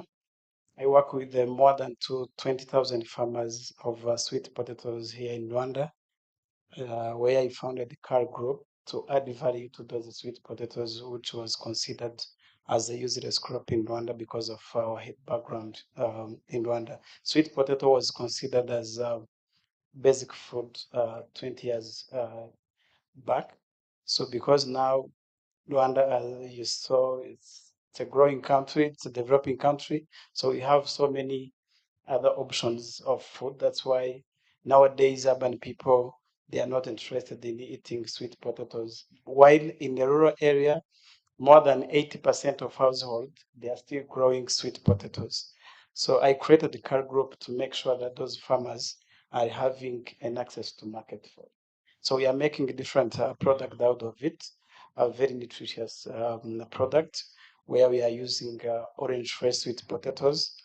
And now we are producing a bread, biscuit, all nutritious with a lot of vitamins, mostly vitamin A. So apart from that, I'm also chairperson of the cluster of agriculture and livestock at the private sector federation of Rwanda, but in the city of Kigali. So if you not eat today, please let me know. I'm representing all the farmers here in Kigali, and I have to make sure everyone who is in Kigali has a food. So if you are not eating, let me know. Yes, I'm also representing SMEs here on this panel. So as you said, most of the SMEs think that climate change is not their things. Maybe they think, most of them, they think like maybe there's a big companies who work on climate change. But on my perspective, I think it's not for those big companies. When you look at the global level, SMEs you are talking about here are around 90% of global businesses. So if you ignore that number, you are ignoring the climate change. So the fact is, we can do more with the SMEs with the climate change. I think we need even to invest more on SMEs when we are talking about climate change. And when you look at Africa Agenda 2063, every single businesses need to grow. And those businesses we are talking about, maybe in the 2063, they will be big. And the time to act is today. So we have to not to wait until we get big. So we need to act right now on climate change. So maybe I will talk more later what we can do as SMEs, but I think we need to act right now as SMEs. Thank you. Thank you very much, Regis. So over to you, Virginia. I believe that climate change really presents a great challenge to your work at the World Food Programme, due to the increasing droughts and floods and heat waves as well, affecting agricultural cycles and growth of food and even the supply chain of food. So can you tell us a bit more on the topic, yeah, from your work? Perfect. Thank you. Okay. And yes, you're right. We are. I wanted to say a little bit about what climate change, how climate change is impacting, I think, particularly the most vulnerable populations, but also what the World Food Programme is doing about it. So, my fellow speaker, Dr. Chris, said climate change is a reality, and climate crisis is not a glimpse in the future, is something that communities are living. It's a daily reality for a lot of communities. And that's something that we we need to we need to cry and shout out loud a bit more, because we seem to be treating climate change and climate crisis as something that will happen in the future. It is happening today, and we have to be dealing with this today. 40% of the population globally, which is 3.6 billion people, live in places affected by vulnerable to climatic hazards. Climate extremes are one of the leading causes for food insecurity. Climate and food insecurity are extremely linked. But in Africa, just last year, it was climate extremes, and whenever we say climate extremes, is both the shocks but also the deterioration, are the main cause for food security, acute food insecurity in 8 countries, affecting 22.3 million people. And that is just last year. That's for the main cause. And one of the main causes in 14 countries. And countries that contributed the least to climate crisis, as we say, and some of the speakers said before, Africa contributed the least to climate crisis, and yet is one of the most affected. 1 in 3 people still lacks access to early warning systems in Africa. And in Africa, Southeast Asia, Central and South America, people are 15 times more likely to die from a climatic hazard than in other areas. So these countries, apart from being the most affected, apart from being those that have contributed the least, are also the ones receiving the least amount of financing overall for climate. I think you probably have seen there was a report, I think it was last year, from UNDP that showed that over the last 7 years, people in non-fragile countries received about 161.2 dollars per person as an average, versus in extremely fragile countries, people will receive 2. So that's the difference in terms of financing. And food insecurity is not surprisingly highest in all these countries. So this is what we deal with, food insecurity at the World Food Programme. And what do? I mean, we mainly care for and serve the populations that are most vulnerable. And we have 60 years of expertise dealing with people that are in fragile environments. You might know the World Food Programme for the work in emergencies. We go in, there is a climatic hazard, there's a disaster. We come in, we support the governments and the different communities get some food. We help on logistics, and we help with also telecommunications, restoring telecommunications. That's what we are more known for. And hopefully we're able to do that well. But the other thing that we do is work on the root causes. Work on resilience. And on that, let me talk about 4 things that we do in terms of more the climatic angle. One is restore, and is restore livelihoods and restore degraded ecosystems that serve as providers of livelihoods, but also as natural shields against climatic hazards. And here, maybe give you an example of the Sahel. In 2021, in the Sahel, we cover 2.5 million beneficiaries through an integrated approach where we do reforestation, we support access to water, we support access to crops, but then we do it through collaborating with, I think it's 63 local organizations, with universities, only working with the communities. We integrate nutritional programs and programs for farmers and land. And through that, in the last 7 years, we have restored 170,000 hectares. So that's one of the areas. In terms of restoring livelihoods, we work with farmers, with to support them on the land management, on their harvest, on the post-harvest, to avoid losses, but also to have access to markets. That's restore. Anticipate. And anticipate is And I think the World Food Programme was the first one that introduced what we call anticipatory action, which is we have a lot of data in terms of drought, in terms of water, in terms of social instability, in terms of food consumption and food availability and affordability. And then we have a whole map, we call it the global hunger map, and we identify where are the places where there can be a disaster. For instance, in Bangladesh, just 4 days before a flood struck the population, we managed to support those that would have been more affected through cash-based transfers, and they were able to save their lives, save their cattle, their livelihoods, and at the end, the emergency, apart from saving lives, we saved 50% of the cost of the emergencies. We have done that also in Somalia, just before this drought, supporting about 17,000 people, and also giving early warning information to 1.2 million people.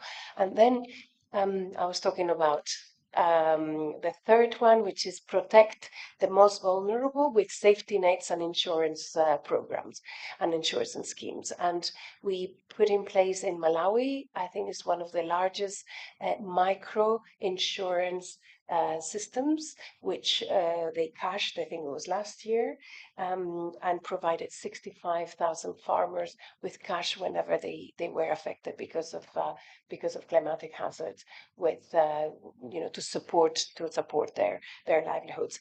And then just to finish is also energize. And energize, you're talking about energy, and we started working to try to get in all our operations much more access to solar energy, including in order to do solar panels to get water. And we have plenty of examples. I know I'm taking quite a long time, and I'm happy to provide also bilaterally with the different examples. But just to finalize, to say what we think our added value here at the World Food Programme is that we can do things at a scale. We work in 120 countries. We covered last year 128 million direct beneficiaries, and we are present in the most vulnerable areas. And we believe that whenever we invest on climate and in food systems transformation, we have to invest on the most vulnerable and fragile areas and ensure that the communities, we work with communities directly. We also have information directly from communities. We have daily information about food, about availability, about prices, about market prices. We are determined to support the communities being actors and empowered actors of their own food and climate systems transformation. And this summit that is happening today, where we try to enhance the access to digital tools, but also electricity and digital literacy, is very, very important, because provided with information, farmers and vulnerable people can be much more owners of their own future and do their own anticipatory action if they have the information in advance. If they have the tools, they are able to do a lot more and be much more actors and not depend on everyone else to support them. Thank you so much for that elaborate introduction. And linking to what Virginia said, Regis, I'm coming to you. Is a just transition only for big business and to participate in? And what does it mean for an entrepreneur or small and medium-sized enterprises? And how do they participate in it? Yes, thank you. As I said, it's not for big companies. It's for everyone, actually. It's not even for SMEs or companies, even though we are talking here about the private sector, but let's even go to individuals. It's my part, it's your part, it's everyone's part to contribute to climate change. So as I said, the SMEs we are talking here, we were talking about the young people. So when you look at Africa, most of these SMEs are owned by young people. So those are what we are talking about, the future, right? So if we are talking about the future, then how can we contribute ourselves to our own future? So it doesn't need to ask government to contribute. to my future. So it means I have myself to start thinking about my future. So then the SMEs we are talking about, they have to think about their own future if they want to grow, of course. And they can contribute through different ways. One way is that we are talking about technology today. But when you look at, maybe I can summarize it in one word, eco-innovation. If we are thinking about technologies in agriculture, in construction, in energy, what if we can even innovate in climate justice? So if young people here, if young people of Africa start thinking about eco-innovations, then we are creating our future. Two, we do have people or entrepreneurs who can even invest in climate actions. So those are the opportunities already. So you can invest in that and make money out of it. So I can call them eco-entrepreneurs. Three is eco-adopters, those who are in the business. How can we adopt climate actions within our value chain or within our processing or process of making things? So that's where you have to look at, for example, I say that we are doing processing, and when you are doing value addition, it's a long way from the whole value chain from farm to fork, as we used to say. So but when it comes to the processing, the production side, how are we sure that we are using electricity, energy, and water in efficient way? So the time you are reducing water, you are using in the factory, you are contributing to the climate change. So that's where the eco-adopters come from. We have to look at the whole our system, the way we do things, and look at what can we do to improve and contribute to the climate change. So those are the things, the categories that SMEs can contribute to climate justice. But there is also the need that those are already in the business, they have to do and adopt. I mentioned about the energy saving and water. That might be one if you are in the business of maybe agribusiness. But when you look at even the production level, those who are in the production, now we are adopting the irrigations. How much water do we need to irrigate the whole 1 hectare, or maybe spending 10,000 of micro cubes for water, or we need just a drip irrigation? So we can cut off the water we use when we are irrigating our farms so that we can even contribute to our future. Two is that, when we are developing products, how do we think and on climate change? That product we are creating, how will impact the climate change? Or how can we design that product in a way it can contribute to climate action? So we need also to think when we are creating a product, when we are trying to develop a product, the science we are putting developing that product, you have to also to think about the science about the climate change that product will impact on the community. So we need to create the lifestyle product. The other things that we need to do is, from that perspective, we need to also to recycle what we are using. For example, in my company, when we started producing bread, bread is a perishable food, so it's 3 to 5 days already dead. So we were thinking about what can we do once our bread is not sold in the supermarket.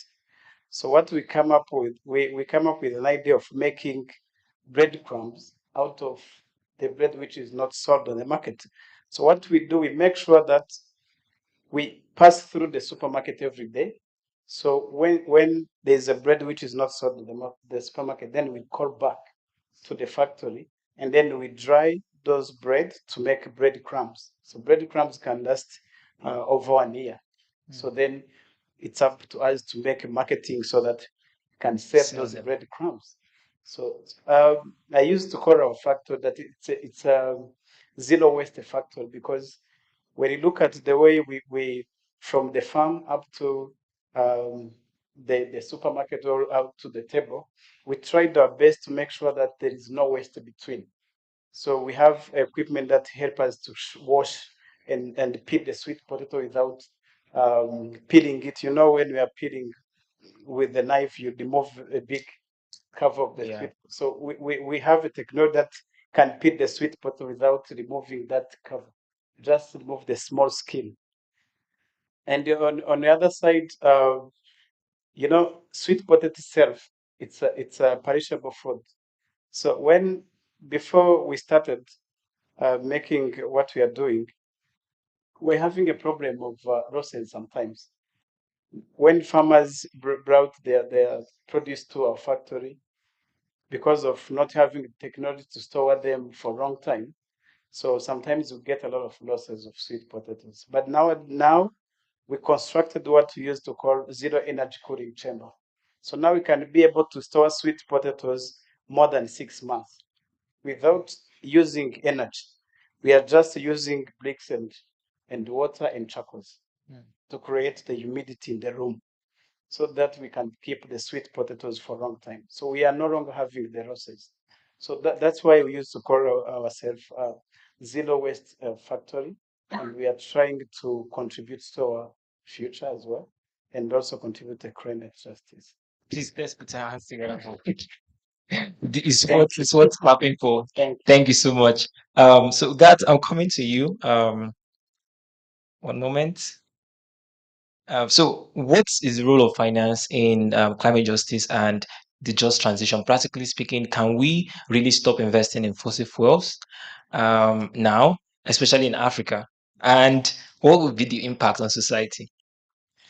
Yeah, listen, is it possible to stop immediately? I don't think so. I think important point made by our keynotes earlier is just around the fact that we, as Africa, have a energy deficit. I think step one is how do we actually provide clean, affordable energy to the millions of Africans who at the moment are relying on firewood as their main source of energy is quite a critical challenge for us to solve.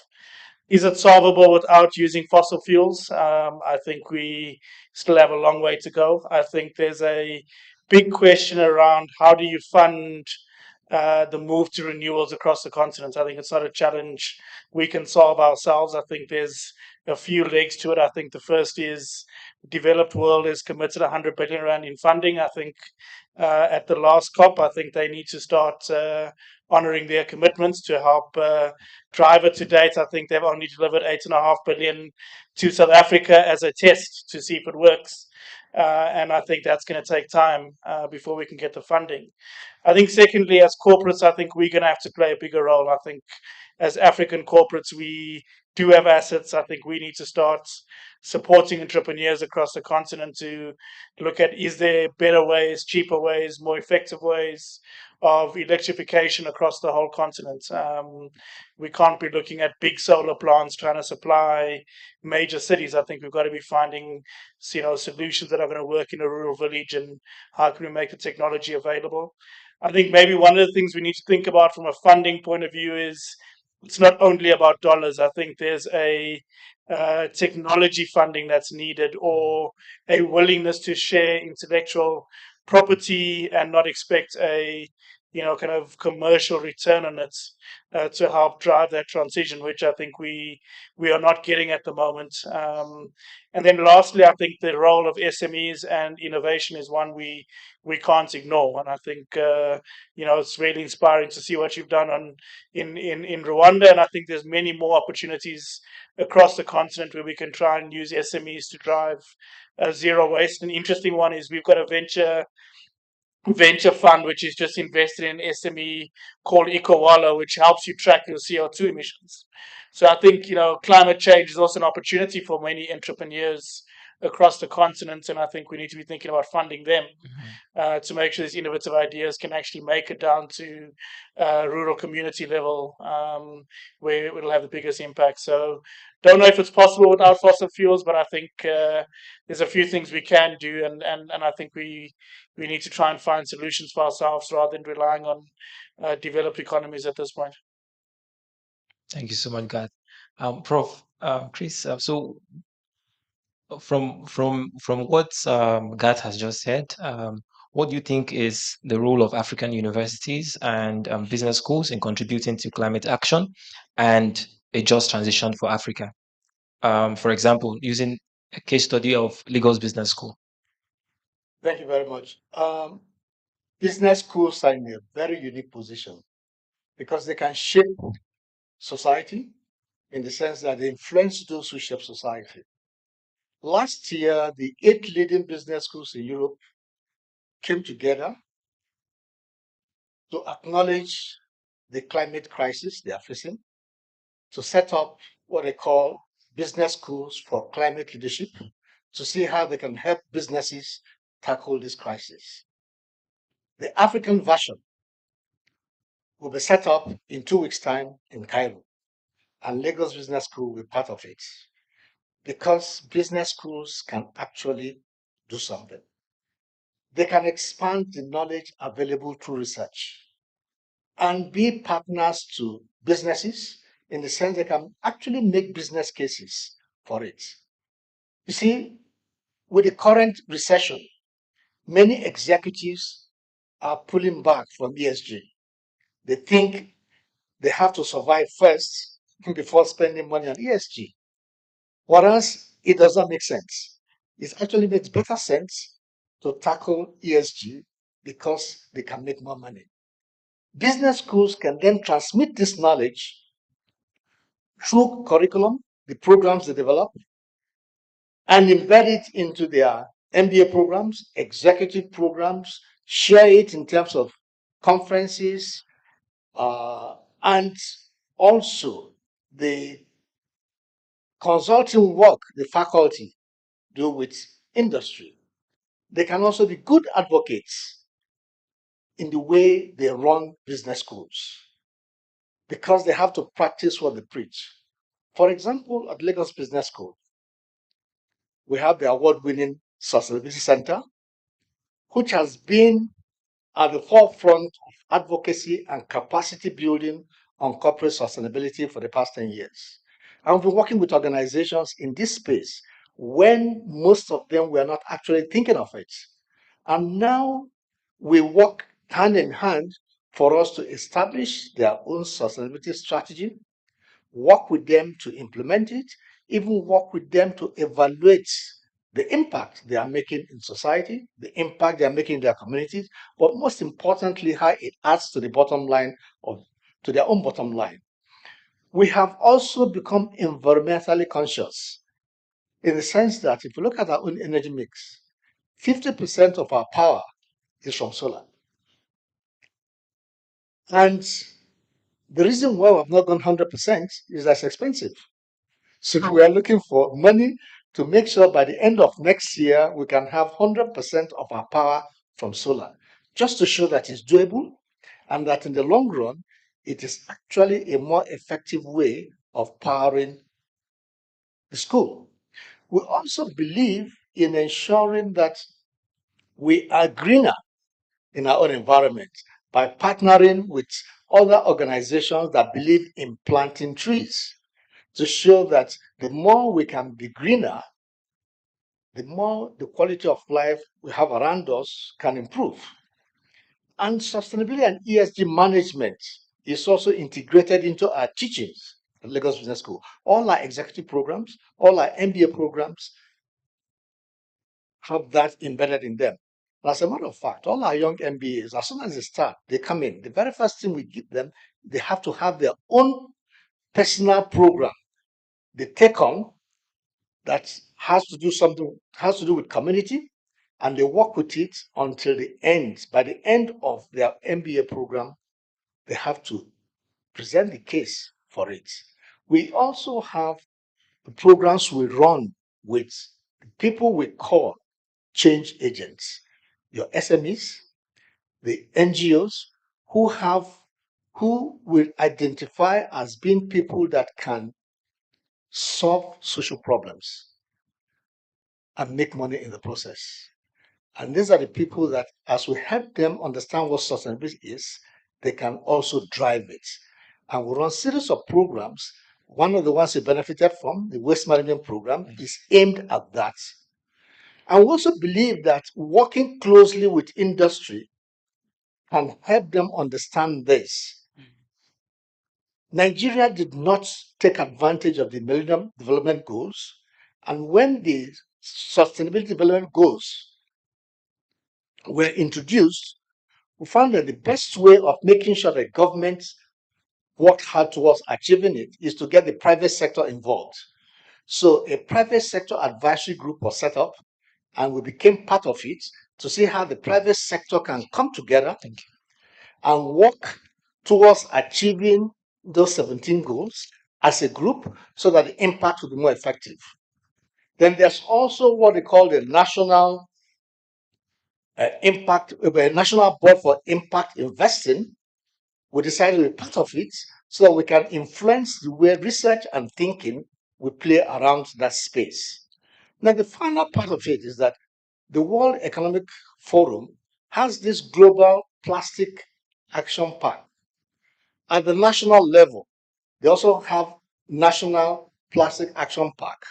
They wanted to set up an office in Nigeria, and we had a conversation with them that why not set it up at Lagos Business School so that we can have that opportunity to interact with the private sector, do research, train people, and drive plastic waste effectively as a way of managing climate change.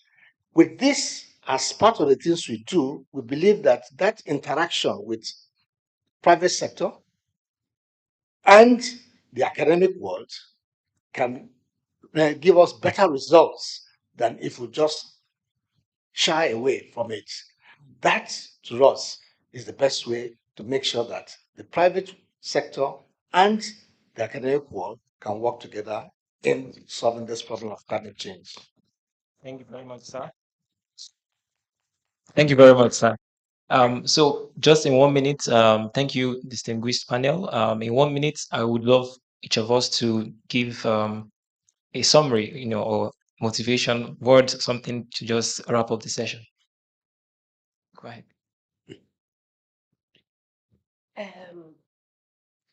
One is that climate and food are extremely linked. Today we are experiencing the world's worst global food crisis, with prices that are going up, fuel, food, fertilizers, and we haven't seen the full impact of what is going to happen. If you can dedicate a little bit of support, and I think it's important to do it through your work, through your sustainability, through your personal commitment. It's very important that we act upon this now, and that we act upon it together in universities, financial institutions, governments, but also private sector, that we join forces, because global food insecurity, climate crisis is leading to social instability. We saw it, we have seen it over time and again, and it is not even we in the crisis, food security crisis in 2008, we started seeing the consequences in social instability in 2011. If we don't act upon things now, we are going to see the consequences tomorrow, and it's very important that we work together. Thank you so much, Virginia. Thank you very much. Regis? Yes, when you look at what we are saying, it's really good. But how many people who understand what we are saying here? So what I'm trying to mean here is that climate change, maybe it's under our mind, those who are dedicated, all those who came in these kind of meetings how about the farmers who doesn't get chance to come here, and they are the most affected by the climate change. So what I would ask either different partners here is to do their advocacy on how can we establish in our government institutions that are claiming or that are in charge of climate justice advocacy. So when my SMEs or other SMEs are committed to do some actions, they can find where they can have technical assistance to do that. But most of the time, I'm trying to do it on my own, but I don't have even the knowledge to make it happen. So we need those kind of institutions where I can access those technical assistance on climate change. So that's one. Two, it's about information sharing. Yes, we are discussing. Then the resolutions come from here. How can we reach to those SMEs? How can reach to those small scale farmers? We need also somewhere to get those informations about the climate actions. So I can just conclude on that. But what we need is to act right now. Either if you are government, if you are private sector, everyone need to act right now so that we can comply with the climate justice. Thank you. Thank you, Prof. I believe we have all the tools and resources to fight climate change. All we need are responsible leaders in government, private sector, and the social space. Working together, we can make it. Thank you very much, sir. Thank you. Finally, Garth. Yeah, I think on a similar basis, I think as corporates, and maybe a challenge to all the corporates in the room, how do we play a better role from a climate financing point of view? Challenge for all of them to join the Net Zero Assets Owners and Asset Managers Alliance and see what difference we can make as Africans on the African continent. Wow. Thank you so much. A round of applause, please. Thank you very much. On this note, this panel is over, and I would love to thank you for your contributions and submissions. Thank you very much. Yeah. Thank you. At this point, I would love to invite Stephen Moore, the head of climate action at GSMA United Kingdom, for your case study presentation. Thank you. Round of applause, please.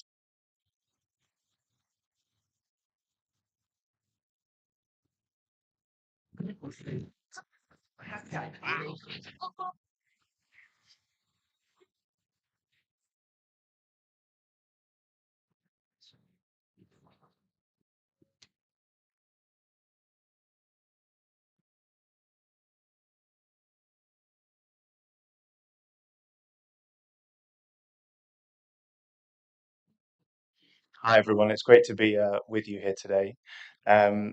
First of all, thanks very much to the Shared Value Africa initiative for inviting me here. Also, thank you very much for the badge. I'm already wearing it with pride.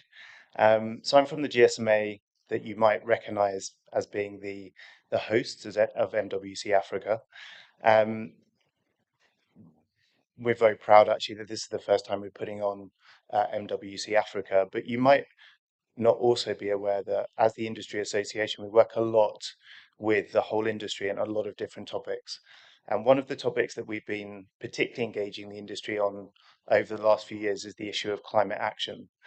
And we actually set an ambition for the mobile industry to be net zero by 2050. This was back in 2019. And net zero by 2050, as you're probably aware, is the pathway that we need to hit to limit global warming to 1.5 degrees. So there is quite a significant transition that we obviously need to go on to get there. But how exactly do we go about doing that as an industry, as the mobile industry? And how do we make sure that it's a just transition as well? There are two main areas of focus that we are looking at as an industry. The first one is looking at what our own operations and the impact that they have and how do we decarbonize our own operations. The second one is about the supply chain. So all of the things that we purchase as an industry, and how do we look to reduce the impact of those? And as you can imagine, that's a lot of mobile phones. That's one of the biggest impacts that we have. So I'm just going to cover off looking at two areas that are of a particular focus. One on the operations side, which is around switching to renewable electricity. And the second one on the supply chain side, and that's how do we actually move to a more circular economy for devices? This means how do we move to zero waste and more recycling and reuse for mobile devices? So just looking first of all at the first slide, if it moves, which it's not. There we go. So this gives an overview of how we're doing on switching to renewable energy as an industry at the moment. And we've started to track this as an industry association. So we're gathering information from our members and looking to understand how much renewable energy they're currently buying, and also look to understand where do we need to get to by 2030, which, as you're probably aware, is a key milestone, because effectively to be on a path for 1.5 degrees, limiting heating to 1.5 degrees, we need to pretty much halve carbon emissions globally by 2030. And this actually means for our industry, we need to hit an average of 70% use of renewable electricity around the world. Now, in 2020, we were buying about 14%. And in 2021, this increased to 18%. These were direct renewable energy purchases. And the minus 1%, or the less than 1%, sorry, not minus, less than 1% is what we actually use to generate on site. Now, the largest part of the graph, the more than 80% odd, is grid electricity. There is also some renewable energy in grid electricity, but it's not enough to take us up to the 70% at the moment. So one of the things that we're doing as an industry association has been to talk to our members to understand how they're doing on switching to renewables around the world. And many of them actually have carbon reduction targets that mean that they're going to have to hit 70% renewable electricity by 2030. If we look at the next slide, we recently gathered some information from our members on how much renewable electricity they're using on a per country basis. Thank you. So we can see from this graph that the region that's using the most renewable electricity for mobile networks is Europe, and it's around 70% at the moment. That's followed by North America on around 43%, South America 39%. And then you can see other parts of the world, actually it's a lot less. And this doesn't include the amount of renewable electricity that's on the grid. So this is just direct purchases of renewables by mobile network operators. So the figures for other parts of the world, the amount of renewable electricity that's being used is actually slightly more than this. It could be around 20 to 30%, but it's still quite a lot below where we need it to be by 2030. So this is the landscape that we're facing, and if you look at the next slide, we can see that the total demand that we actually have out to 2030 from a survey that we just did with our members shows that we're actually aiming for about 1 terawatt hour of electricity additional by 2030. Put that into context, that's about the same amount that Benin uses as a country every year. So it's a really significant increase in renewable electricity that our members, mobile network operators, want to access.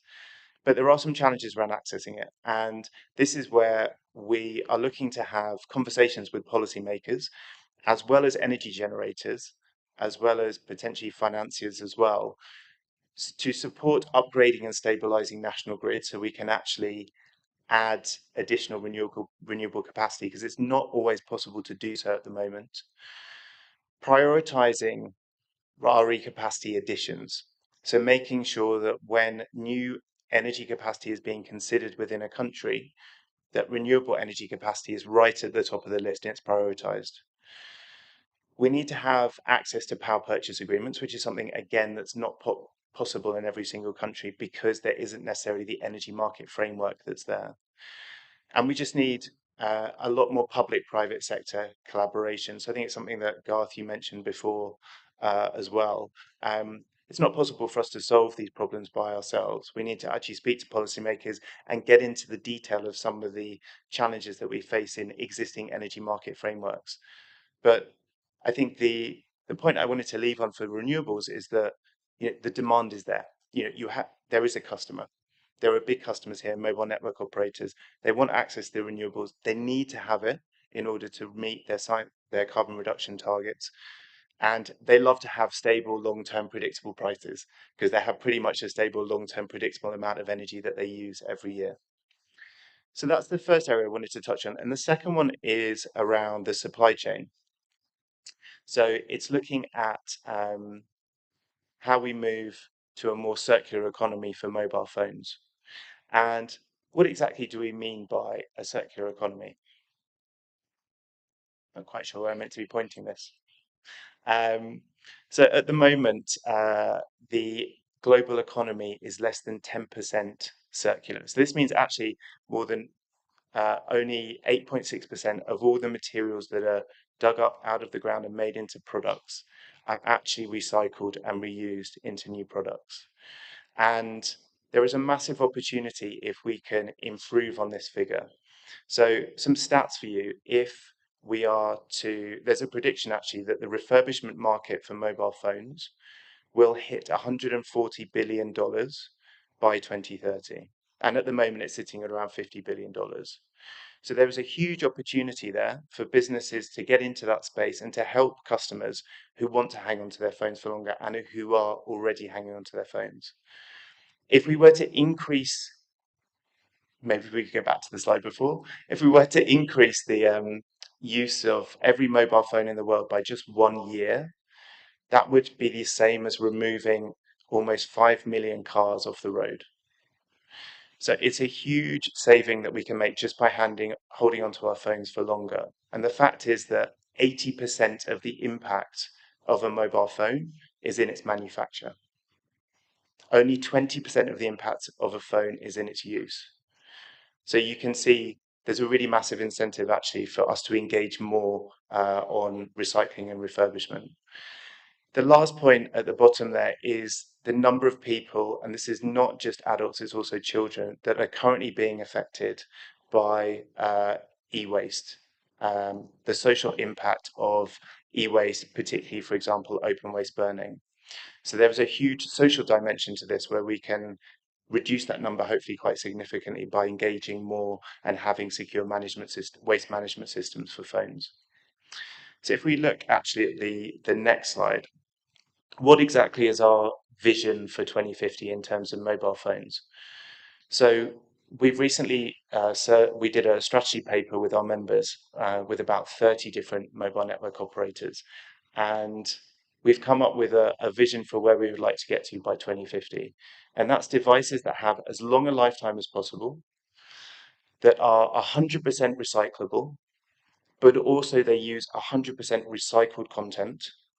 They are made using 100% renewable energy, and where no device ends up as waste. So no device ends up in the ground.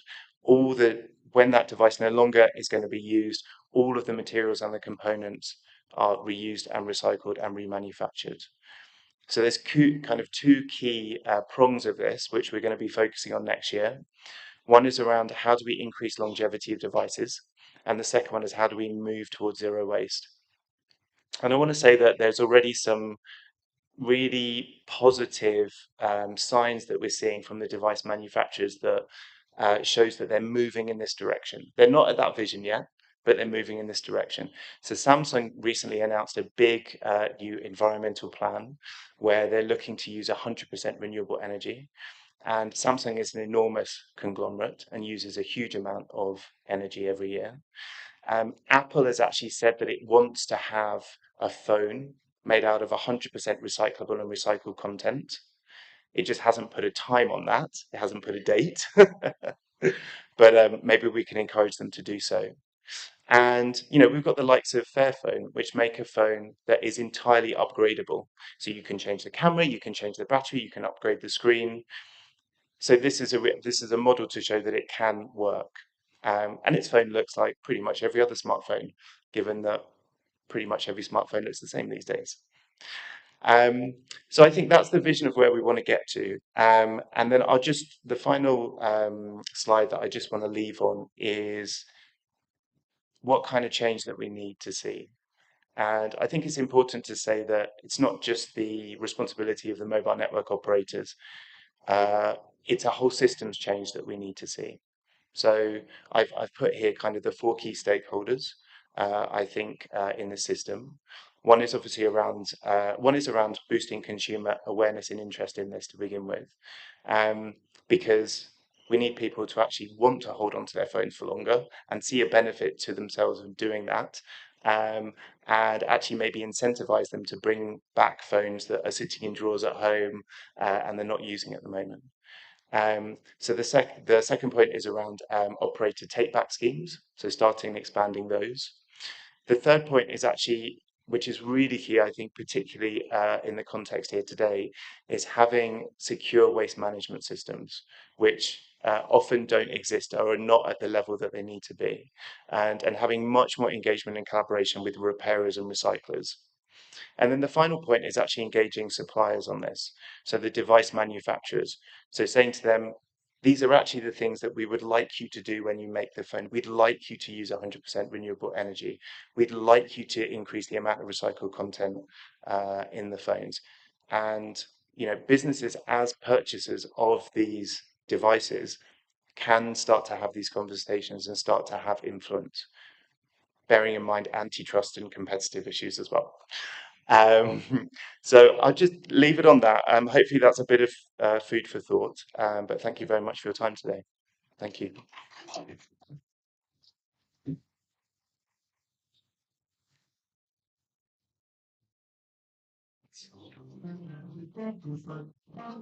I get the feeling that it's passing me by.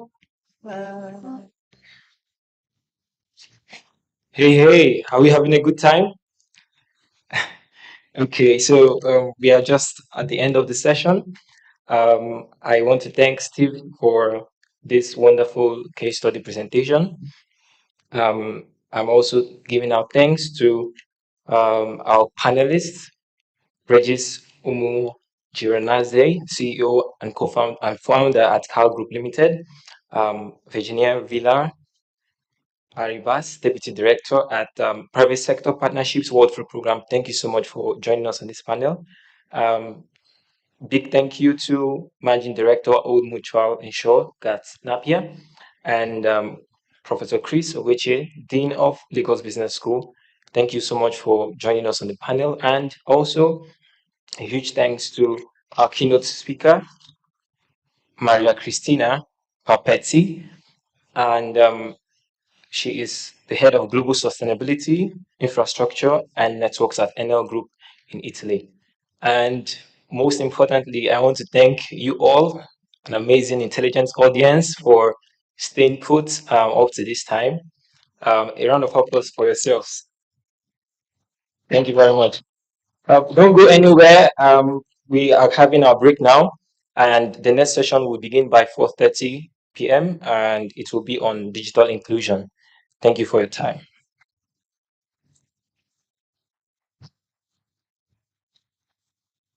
Can't seem to find the way out.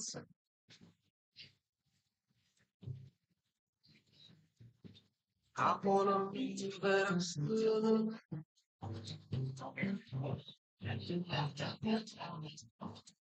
Day breaks without a change. I get the feeling that it's passing me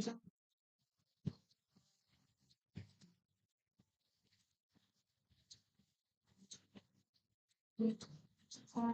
Oh, I think I've lost me. Hey, yeah, yeah. Is that right?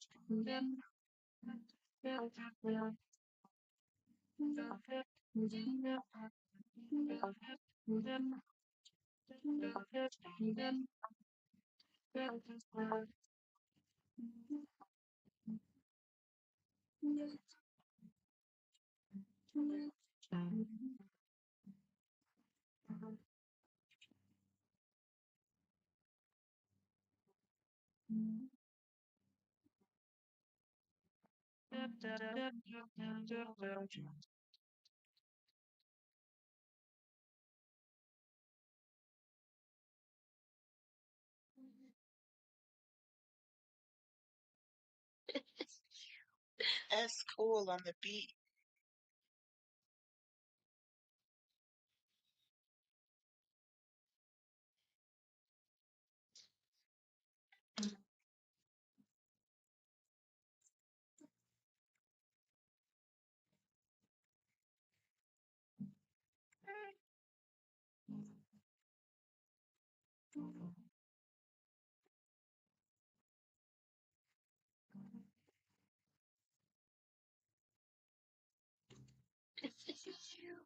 That's cool on the beat.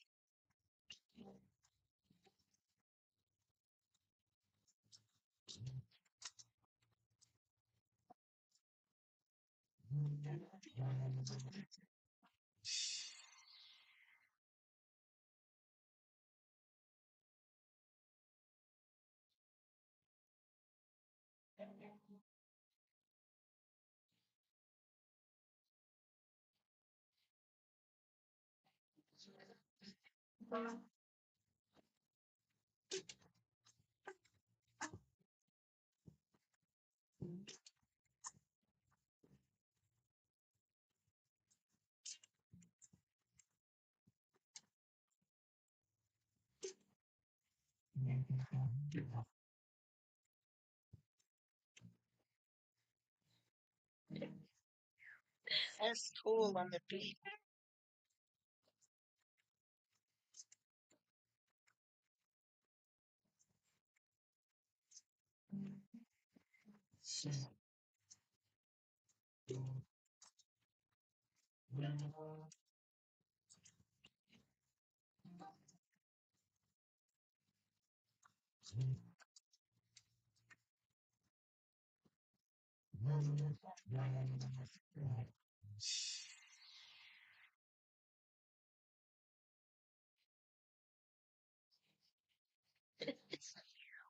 That's cool on the beat.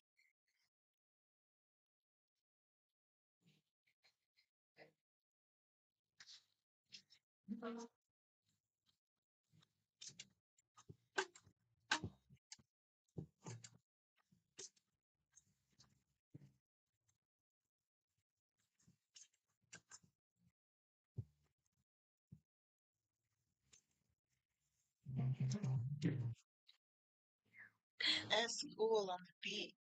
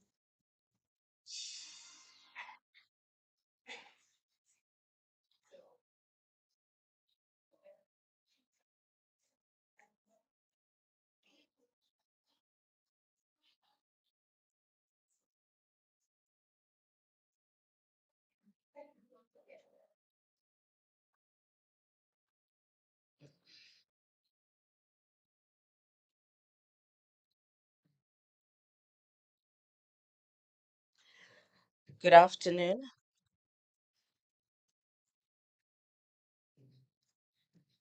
I will ask my fellow panelists to take their seats, please.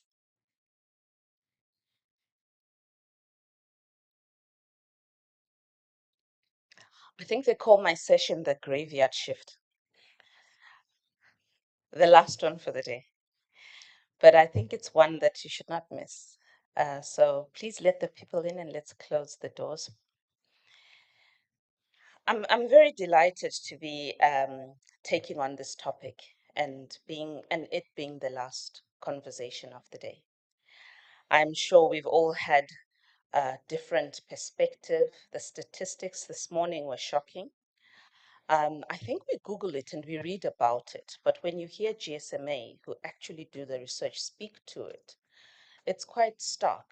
And then if you relate and think about what you experience at home, I'm from South Africa.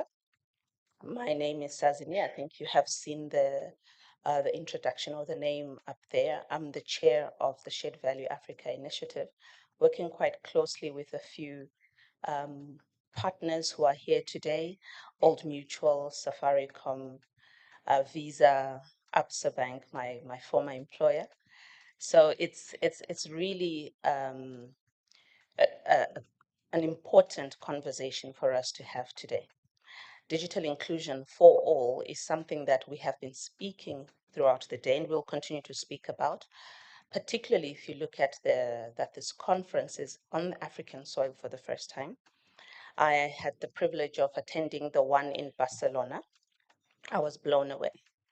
And I did think that when we have our MWC Congress alongside with the Shared Value Africa Initiative, the conversation should not be a vertical conversation about industry and the next technology platform and 6G, 5G, metaverse only. It should be a conversation around what are we doing as leaders on the African continent and globally to not leave anyone behind. My CEO, Tiki, consistently talks about how we should not leave anyone behind and we should be an organization or leaders that actually make sure that we drive profit with purpose, which is one of our mantras as an organization. So today, as we engage in the following discussion, I want us to anchor our conversation around a few words: education, financial inclusion, food security. One of our strategic partners, Virginia, was speaking earlier, and she spoke about the lack of food security on the continent and globally as a result of climate change. Technology has a big enabling role within that, particularly if we look at the agribusiness or agriculture and the role that technology can potentially play there, sustainable agricultural methods. Energy access is another word, or a term that I think we will discuss today when we look at digital inclusion, particularly when we look at the energy mix and looking at climate mitigation. I'm not in the school of thought that speaks to climate change. I think the change is here. So we rather speak to climate adaptation. Our ability to do that has a very strong reliance on technology. So if you look at the solar system, if you look at wind energy, the ability to maintain and manage that actually has a very heavy reliance on technology. And if we are a continent that's still vastly energy scarce, and energy deficient is rather the word, how do we then introduce technology?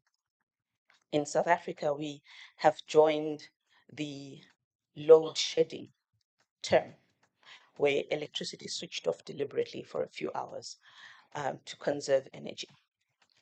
Lo and behold, your electricity bill stays the same. And bitterly so. And then we have to be thinking about adaptation technologies.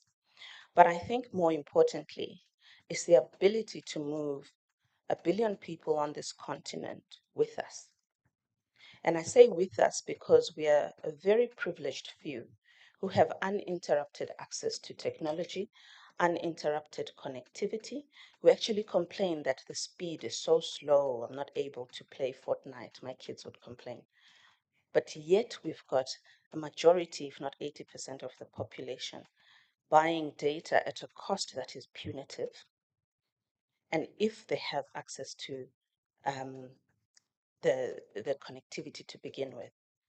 So with that being said, I'm going to say a few stats, which you've already heard, but I'll refresh you because it's end of day. From what I checked, 650 mobile users in Africa. There are actually 650 mobile users in Africa, according to the stats that we have seen. And that is 650 million, my goodness. And that is obviously going to increase. 4 out of 10 people have access to internet, which is about 565. And we saw this morning from the, is it the Director General of GSMA saying that's set to increase by another 100 million. So by 2025, we'll see the numbers increasing.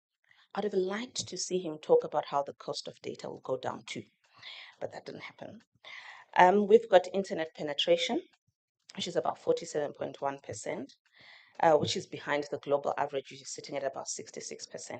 What is the impact of that and what does it mean? I think for me, in the context of how children have no access to education, cannot use digital or tablets to get educated. We had COVID, and with COVID, kids sat at home and they could not continue learning because they had no access to internet and technology. Digital literacy remains a huge barrier, and this is not in the context of skills development and employment, but rather the fact that my grandmother or my aunt sitting in some rural area actually does not know how to use her phone as much as she has it. As we speak 650 million people, there is no concerted effort to try and move and shift a bulk of the population into a space where they understand what it means. Very important for them to understand if we're looking at cybersecurity, particularly as those who become more financially included, they need to be digitally savvy as well. So if over 70% of the people in Africa do not have reliable electricity or energy, what is the impact of digital inclusion? What is the impact on digital inclusion, rather? Is it a pipe dream? Will it actually happen? What does that mean? I think having said that, I think I've teased the conversation, and you will see with the discussions that we'll have today, that most of the conversations will not be around just talking about what we do. My company does that, we do that. I'm going to try and push the boundaries, and we're going to have honest conversations, because digital inclusion and digital access and trying to close that digital divide is what's of utmost importance in this conference, in these conversations today. And I hope we'll be able to land the message. Having said that, let me introduce the format. We have our first keynote speaker. Thereafter, we'll have a panel discussion, and we'll close off with a case study from USAID-F. I would like to invite my first keynote, Carl. I said I'm not going to get into surnames. I don't want to butcher people's names. So I'm going to ask Carl to join me and take us through.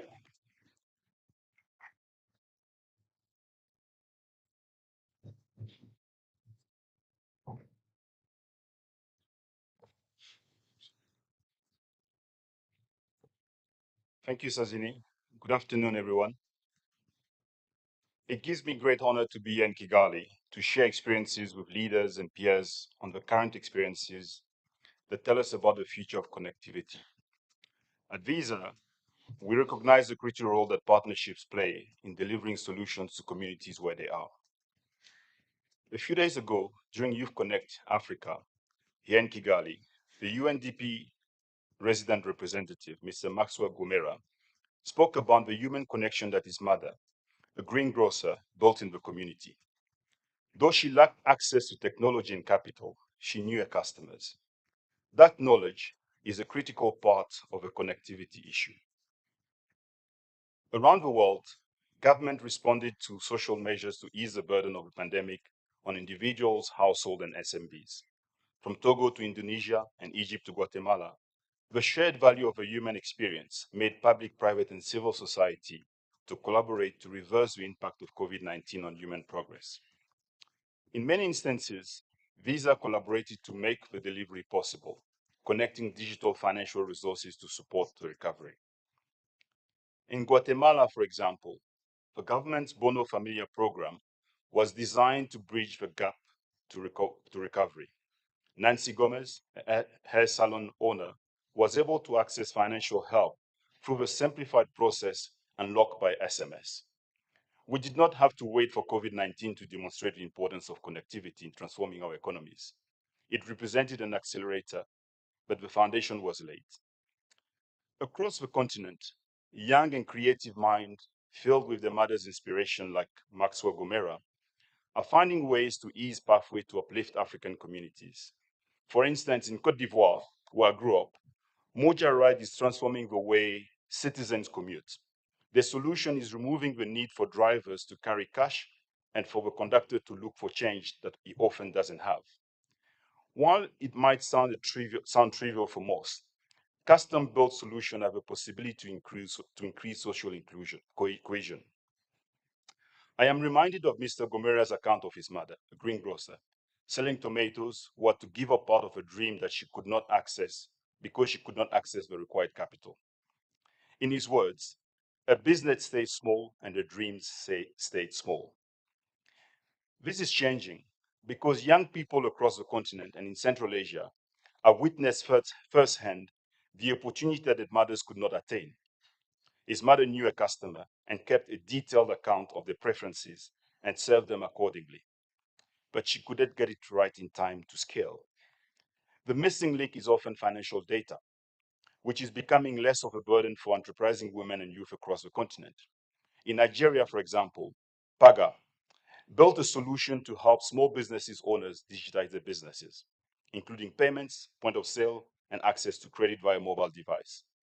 The Business Connect and Grow initiative, in partnership with Samsung, helped reach 6,000 merchants and more than 25,000 agents via Paga's Doroki app. Further afield, in Kyrgyzstan, the Dodo Association of New Market Technology focused on expanding the cashless acceptance infrastructure for electronic payments and electronic commerce in the Dodo market and other members of the association. The latter was developed on a seamless, fast, and secure digital payment system tailored to the needs of merchants in the Dodo Bazaar. There are some universal opportunities to increase acceptance and chart a better pathway for women to take full advantage of the digital economy. From Guatemala to Cote d'Ivoire, via Nigeria and Kyrgyzstan, these are few of the many successful partnerships for growth that were supported by Visa across multiple geographies. Here on the continent, cash transactions continue to dominate, unfortunately. Maxwell's mother's experience remains a common experience of far too many women. Our shared value must recognize that the value that lies in the core capabilities of each partners to address three critical enablers: regulation that enhances interoperability within and cross borders, financial education with a critical module for consumer protection, and connectivity in peri-urban and rural areas. When I think about these three elements, I am reminded of Nitiban, who makes the case for us to uncover the hidden opportunities of informal economy. Maxwell's mother knew her customers and had a written record of a business, but this was not enough.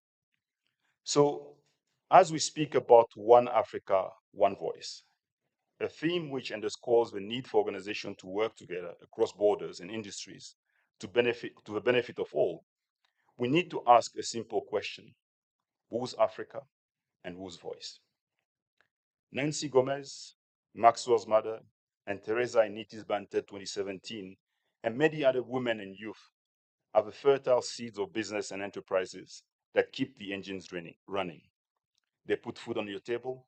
Even here in this hotel, the invisible one, the butchers, the bakers, candlestick makers, they make the machines that your French fries and they make your beds. They are the invisible businesswomen trading across borders, all on the side of the road, so that they're invisible, so they're invisible to data gatherers. As I listened to Maxwell's speech to African youth, we could not asking, what if we started to recognize the skills that are embedded in the community? The One Africa, One Voice will become inclusive. It will set the path for building with the Africa we have. In doing so, we will transform our economies with enabling prosperity as the end in mind through customers' doorways for women and youth to enter or integrate national, regional, and global value chains. We are here because we believe in the capital value of human progress through partnership. For instance, working alongside Shared Value Africa and USADF, we are developing and implementing a youth-led learning management system, a program which aims to share pre-selected course content from the practical business skill and made available to selected USADF grantees with the aim of reaching all of them in about 21 African countries. By coming together as one, we recognize the capital importance of designing solutions with women and youth at the center of the dreams so that the dreams do not remain a hobby. As the UNDP representative shared with you from across the continent last week, the thread that will keep us together as we weave our core capabilities for socio-economic transformation is strengthened by scale, connectivity, and mentorship. Thank you for committing to the transformation of the African women and youth.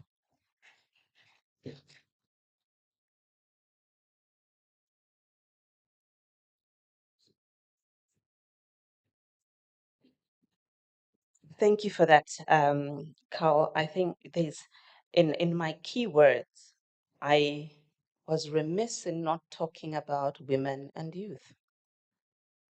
And I am a woman and a gender activist.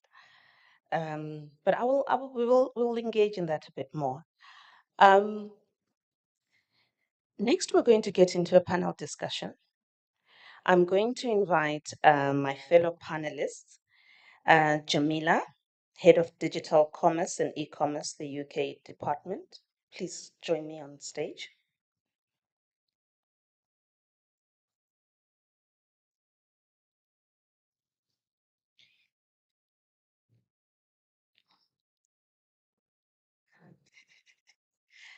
Ezana, please join me on stage. Ezana is the Managing Director of Africa 118.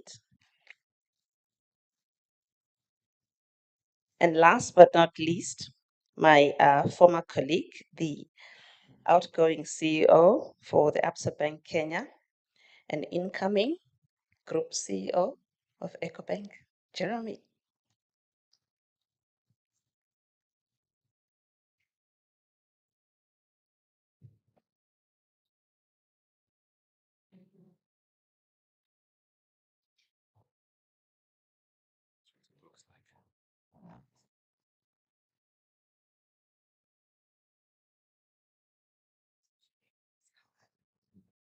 Hello? Yes.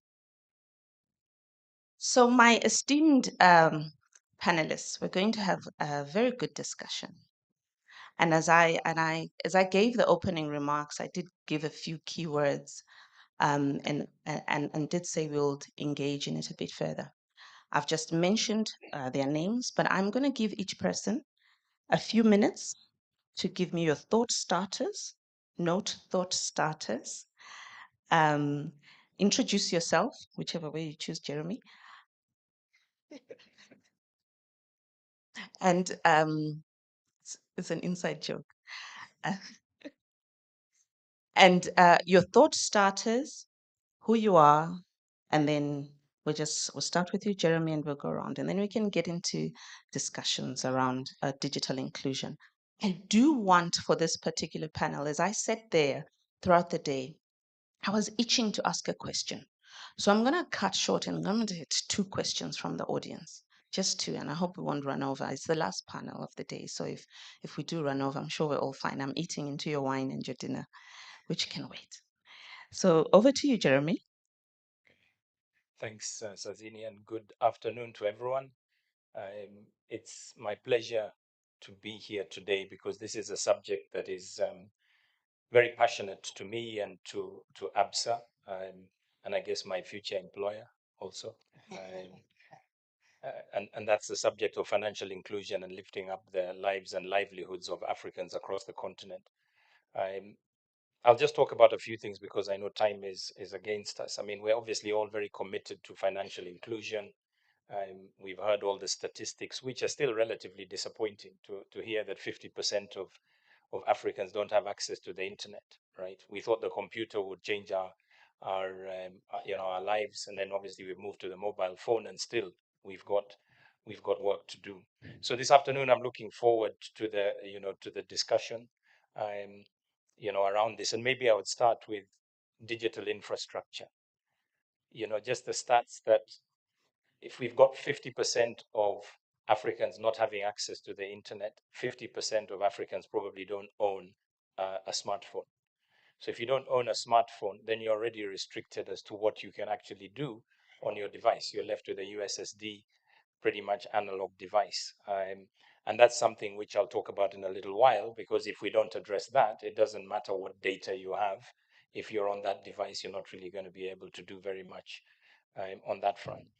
I think the second point is really around digital infrastructure. And in that space, you know, when I talk to leaders, they talk about infrastructure in the form of roads, railways, highways, ports, but I don't hear them talking about digital infrastructure. I don't hear them saying, what are we going to do to give free bandwidth across whole cities, right, to the population? We think of roads as you're right, to get from point A to point B, but we don't think about digital infrastructure as something to be provided by governments. Instead, we leave that to the telcos and say, you need to put up 5G towers, you need to make it available. So I think we need to flip that switch and actually say, what is the role around public sector and what is that PPP arrangement that needs to actually confer competitive advantage, you know, to our people. Because if we don't have that infrastructure, then you don't have the smartphones to get onto it. It's like saying we're going to build a highway and then not give you cars, expect people to ride on bicycles with it. It doesn't really work, right? So I think that's something we need to look at. Now, in terms of financial access, very briefly, I mean, clearly we need to work in my mind around getting transactional processing down significantly and the costs of those transactions down significantly. And that's a function of cheaper data and also banks and financial institutions looking at that. When we look at the situation today, we need to get millions of people to have bank accounts. Today, in many countries, it is a requirement to have a tax PIN or TIN to open a bank account. So we know that if we take the Kenyan example, we've probably got less than 10 million people with a tax registration number. So that means 30 million or so people cannot open a bank account. Hence, we've seen the proliferation of virtual wallets because you don't require that to open an account. Now, the question is, you're going to be constrained around what you can do with a virtual wallet. And obviously, we're seeing a proliferation of products and services. But it's so important to get the cash transactions out of the system because it improves GDP. And you know, we've seen an improvement during COVID, but it's something which we need to look at. And we need to find digital ways of opening accounts that still give you the protections around KYC, AML, but tackle the risk where it needs to be tackled. Somebody with a $10 balance doesn't need to go through a detailed KYC process to open an account. And that's something we need to look at. Then moving quickly on, financial literacy. You know, is really a huge issue. Digital skills is a real problem, and I think there's two levels to this. One level is the level at a usage point of view. Do I understand what products and services they are? Am I digitally literate to be able to get on that highway and use it? And then there's going to be the issue of digital skills that are going to be exported. Today, you've got data scientists in Africa that are all working for international companies. And with all due respect to international companies, they're paying international salaries and taking the skill sets out. So we're going to see brain drain, but the brain drain is going to be present with us. They will sit and they will be working in Africa for companies that are doing work outside of Africa. And right now, they're becoming unaffordable to African companies to be able to hire those people because they're paying US salaries. Right. So these are things which, you know, that it's great for those people being hired, but it might not be great if we can't generate enough people to train, you know, to train them. And then last but not least, I think one of the things we really need to think about is data analytics and gathering data. We need to use data in the financial sector to make much more informed credit decisions. We typically rely as banks on collateral. We cannot rely on collateral anymore. It has to be based on your behavior, your patterns of use, bringing disparate data, whether it's from the metaverse, what you're doing online, to inform who would be a better credit risk to be able to pass on that data. And the question that I ask, on that infrastructure, who controls the data? Most of the data that is being analyzed today is from the Western world where they've got the data and they infer that for Africa. Yet we know the dynamics are completely opposite. The financial realities of Africans is not the same as those in the US. How can we design and develop products when we don't even have the data being analyzed in a sensible way? So how do we do that? What are the policies and procedures that are going to need to do that in a way that is coherent and works for us and allows us to bring down the cost of credit, the access to credit in ways that allows us to be competitive. I think, Sazili, let me stop there. Those are a few things that just to kick us off. Thank you. I like it. And you mentioned cash, and I was looking at Visa Carl over there and saying he'll kick us off from there. Over to you, Carl. I think I'll just add one point. On the cash element, it's really what we need to solve for. And whatever solution that we design needs to be able to mimic the way cash is moving around. Because cash is expensive. As much as people don't think about it, you need to make sure that you transport it, you store it, and you have it available when people need it. I was in DRC a couple of months ago, and I went to the ATM and I withdrew US dollars. You can only imagine the planes I need to fly in to bring the US dollars and the cost to the economy, but the cost to the individuals as well that may not perceive it, but cash is expensive. And I know you have given your views and you've done the keynote, so we won't get into that. But I think the important point as well is how, for most of us sitting here, we don't use cash. It actually is used by people who I dare say at the bottom of the pyramid. So we really need to solution for that. And Visa is obviously thinking about it. So is MasterCard, but we'll get into that a bit later. Over to you, Jamil. Thank you. Good afternoon, everyone. I'm really excited to be here today and feel extremely privileged to be amongst so many change makers. A little bit about myself. So I was born in London, spent most of my childhood in various parts of the world, but primarily Canada. I'm of Tanzanian, Nigerian, and Omani heritage, which is why I'm so pleased to be here at the first MWC Africa. I feel at home. This is really amazing. I'm super, super excited. Today, I head up what I think is the most exciting area at the UK's Department for International Trade, which is the Digital Commerce and E-commerce division. Our role in the department is to champion digital as a route to market, as a key enabler for businesses to be able to trade. For me, when it comes to trade across, I see mobile being at the heart of that trade.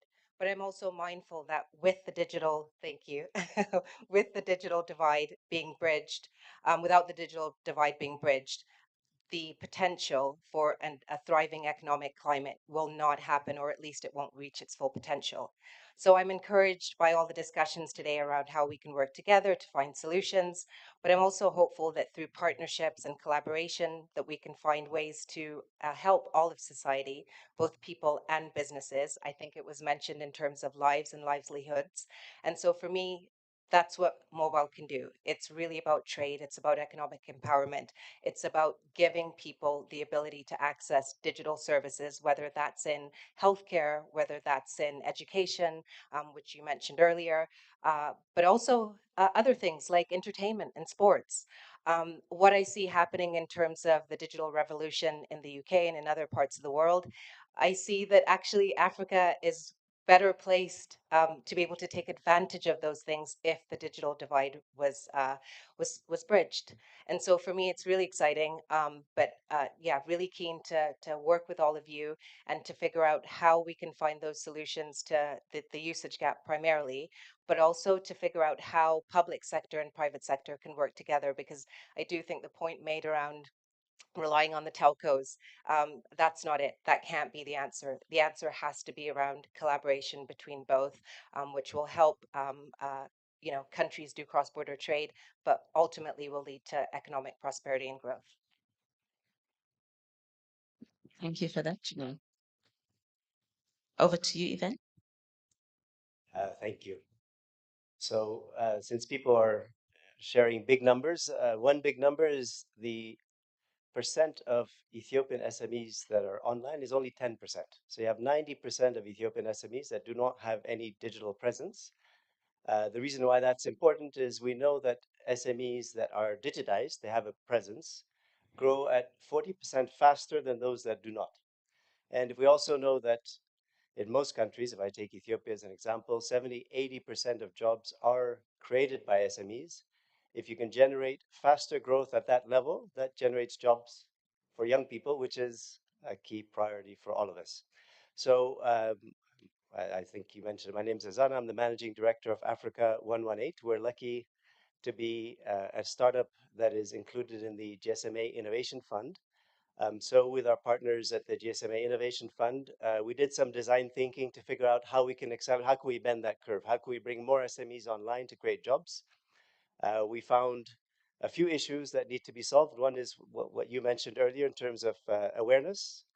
Why, if you have 50% mobile penetration, why is my business not online? So some awareness around, if I have a WhatsApp group, maybe that's not digital presence as a business. So creating awareness, having the expertise. So if I'm told that I need to be online, how do I do it? So trying to solve for that, and then affordability. So typically the solutions are too expensive. So we'll talk about the starter pack that we developed in partnership with the GSMA Fund. But what we found is that the challenges are even more serious if you think about women entrepreneurs. So there's a gap in terms of SMEs in general, but it's even a bigger gap when you get to entrepreneurs that are led by women. So we've come up with some strategies around how to make sure that women entrepreneurs are included in our program, and that has worked quite well. So I'd say that's sort of the context in terms of where we focus our efforts. It's not just an Ethiopian issue. So if you're Rwandan SMEs are not that further along in terms of digital penetration. Again, I think there's a dinner tonight. I don't know but there's a dinner you're supposed to be wearing African clothes. And for those friends of ours that are coming from non-African countries, you're probably scrambling to see where I can get. So that would be a great business opportunity for a Rwandan business that sells cultural clothes, right? So sometimes they don't really understand if it's present, real, but that business would do very, very well if they maybe do a search for cultural clothes around here. They probably would have a great day. So it's something that's not just unique to Ethiopia, it's across the continent, and it's something that I believe we need to solve for. And a lot of the work that we've done, I think, can be replicated in other markets. So maybe I'll pause there. Thank you for that, Ivan. And I think I will start with you there. Because essentially what you're talking about is e-commerce and the access to that. And we saw with the COVID pandemic where it came with an economic impact of the lockdowns and we could not go out and buy stuff. So you had to all of a sudden Pick and Pay, ShopRite, all of them had online. You could buy your groceries online, you could do everything online. Having said that, that obviously is digital inclusion, right? And I've seen the stats from GSMA. They talk to billions around e-commerce on the African continent. But how realistic is that? And is it even an option? I want us at this point to shift from articulating the problems that we've spoken to start speaking to the solutions. So you're an entrepreneur. You've had some growth and you're part of the innovation at GSMA. But the question is, if we're talking about entrepreneurship, unemployment, growth, the e-commerce, how feasible is that if you're looking at it from an African context?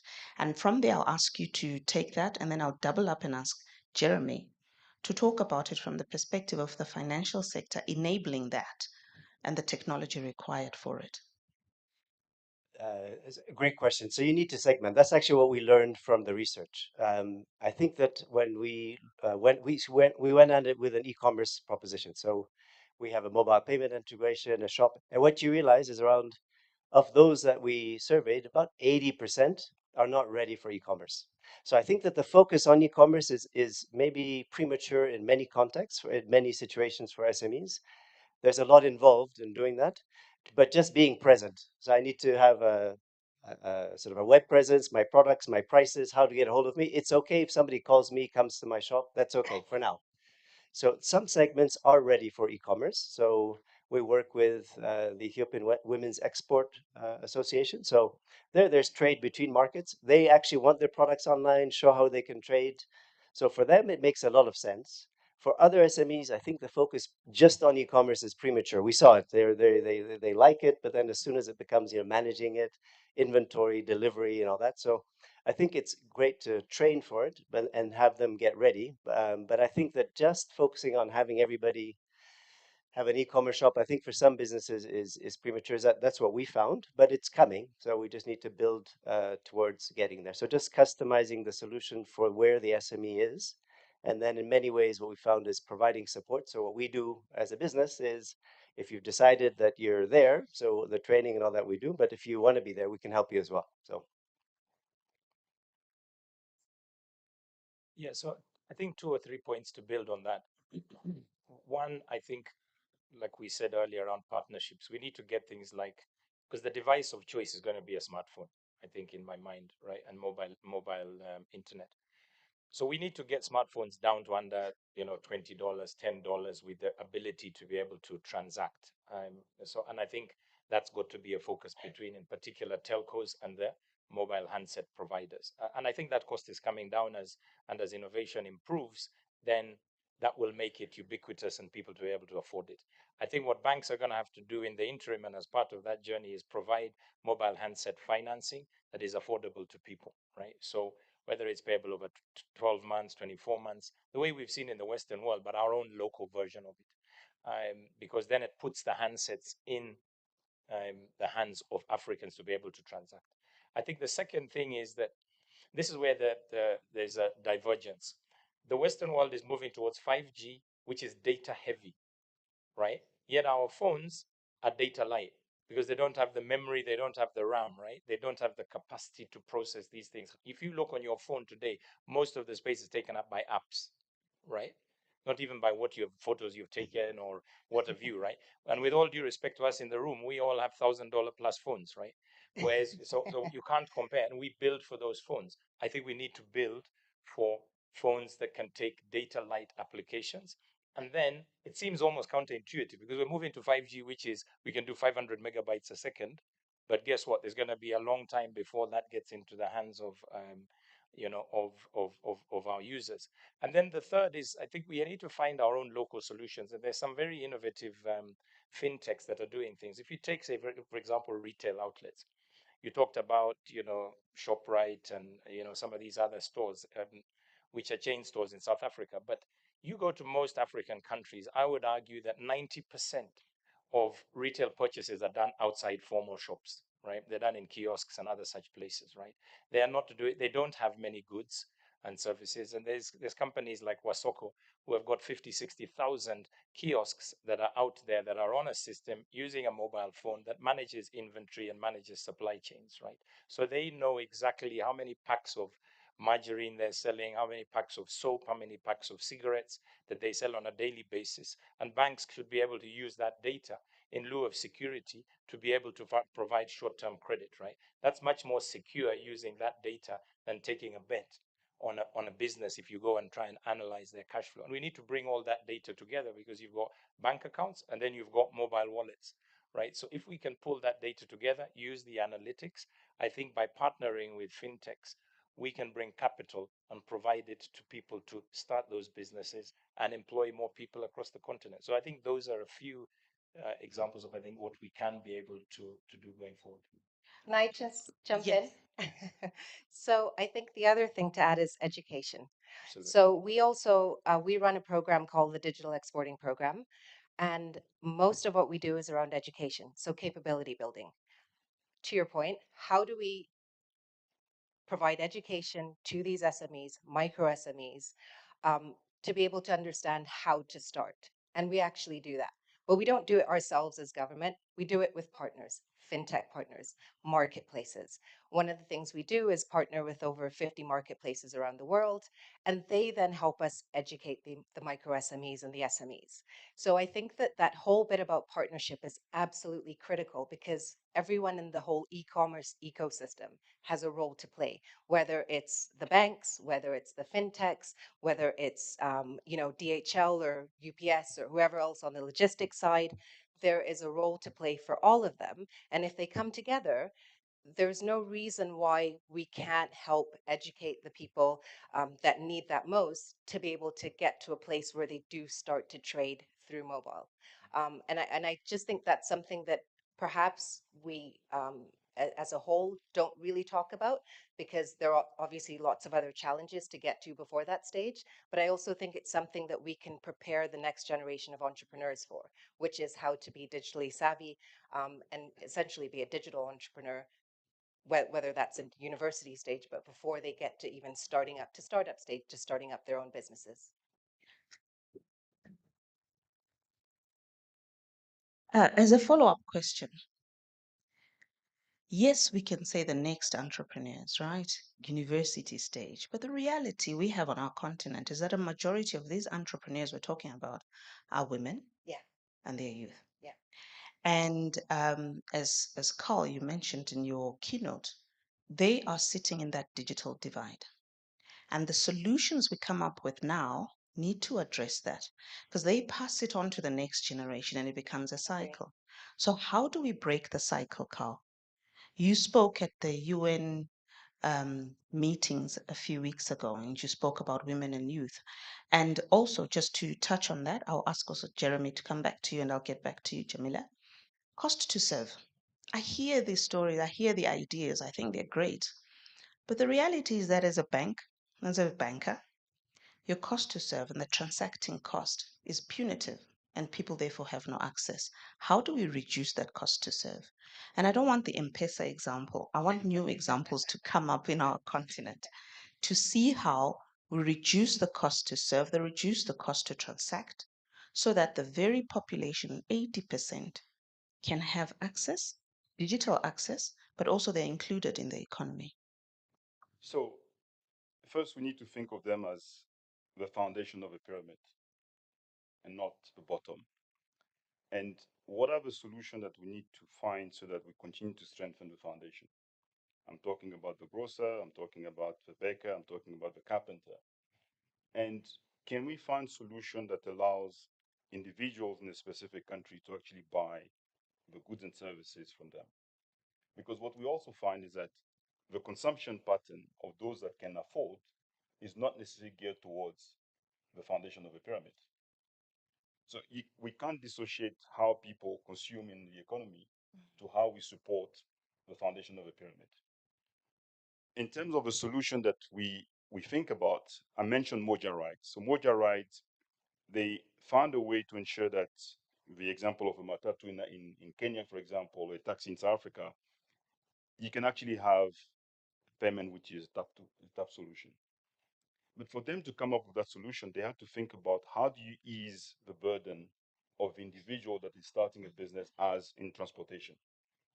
And the conversation cannot be separated from what's going on in the rest of the country. You know, Jeremy spoke about building roads and infrastructure. But what about the invisible infrastructure, which is about payments, to allow that anyone, anywhere can actually make that transaction? So the fintech are providing some of the solution.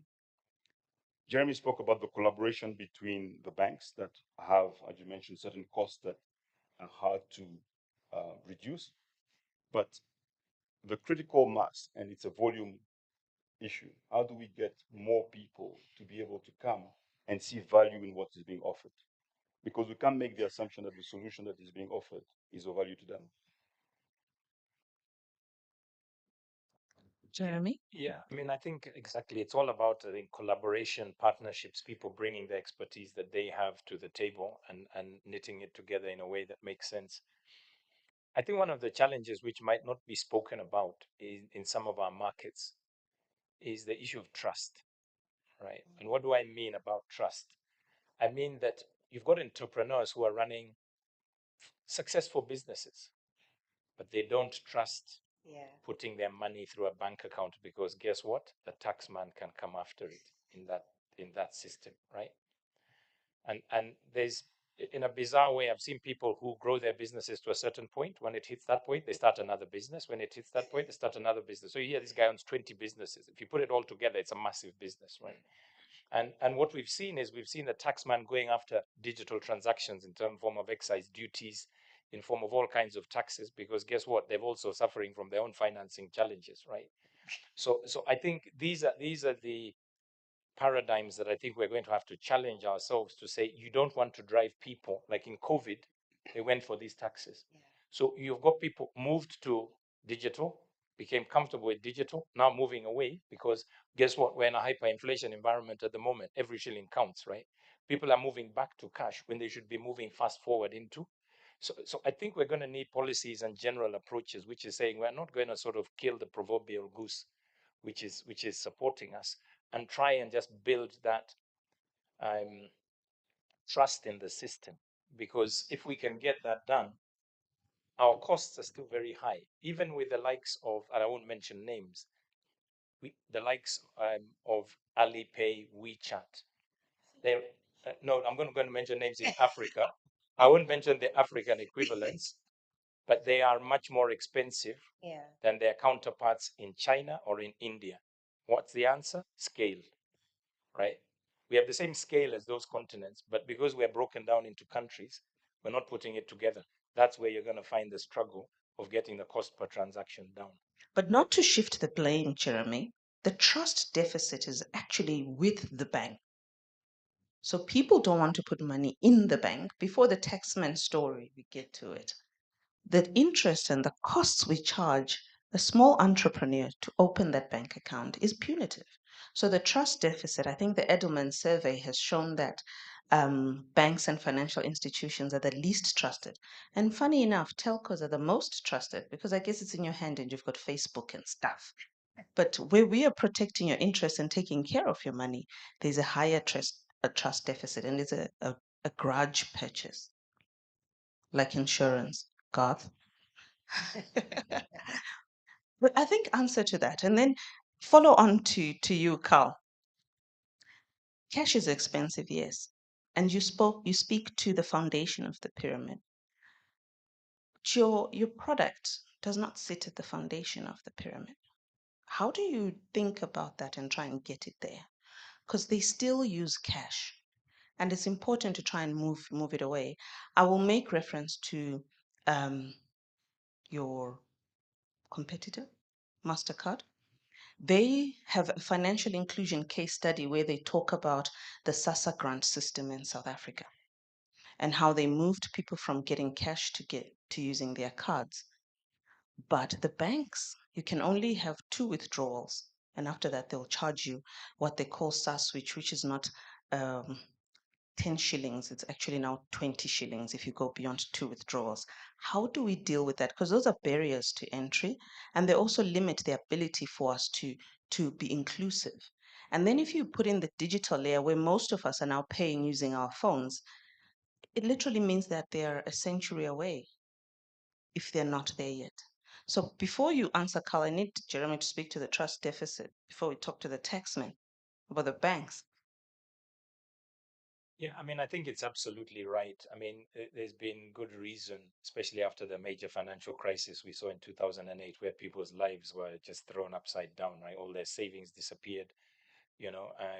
And I think banks have been forced to come to the table, and I think that mindset needs to change, right? Before, when you wanted to open an account, you had to go to the bank, you had to get dressed up, go and see the manager, go and convince him that you are going to be a good person to have on an account. You needed referees. We've moved along, but we're still not where we need to be.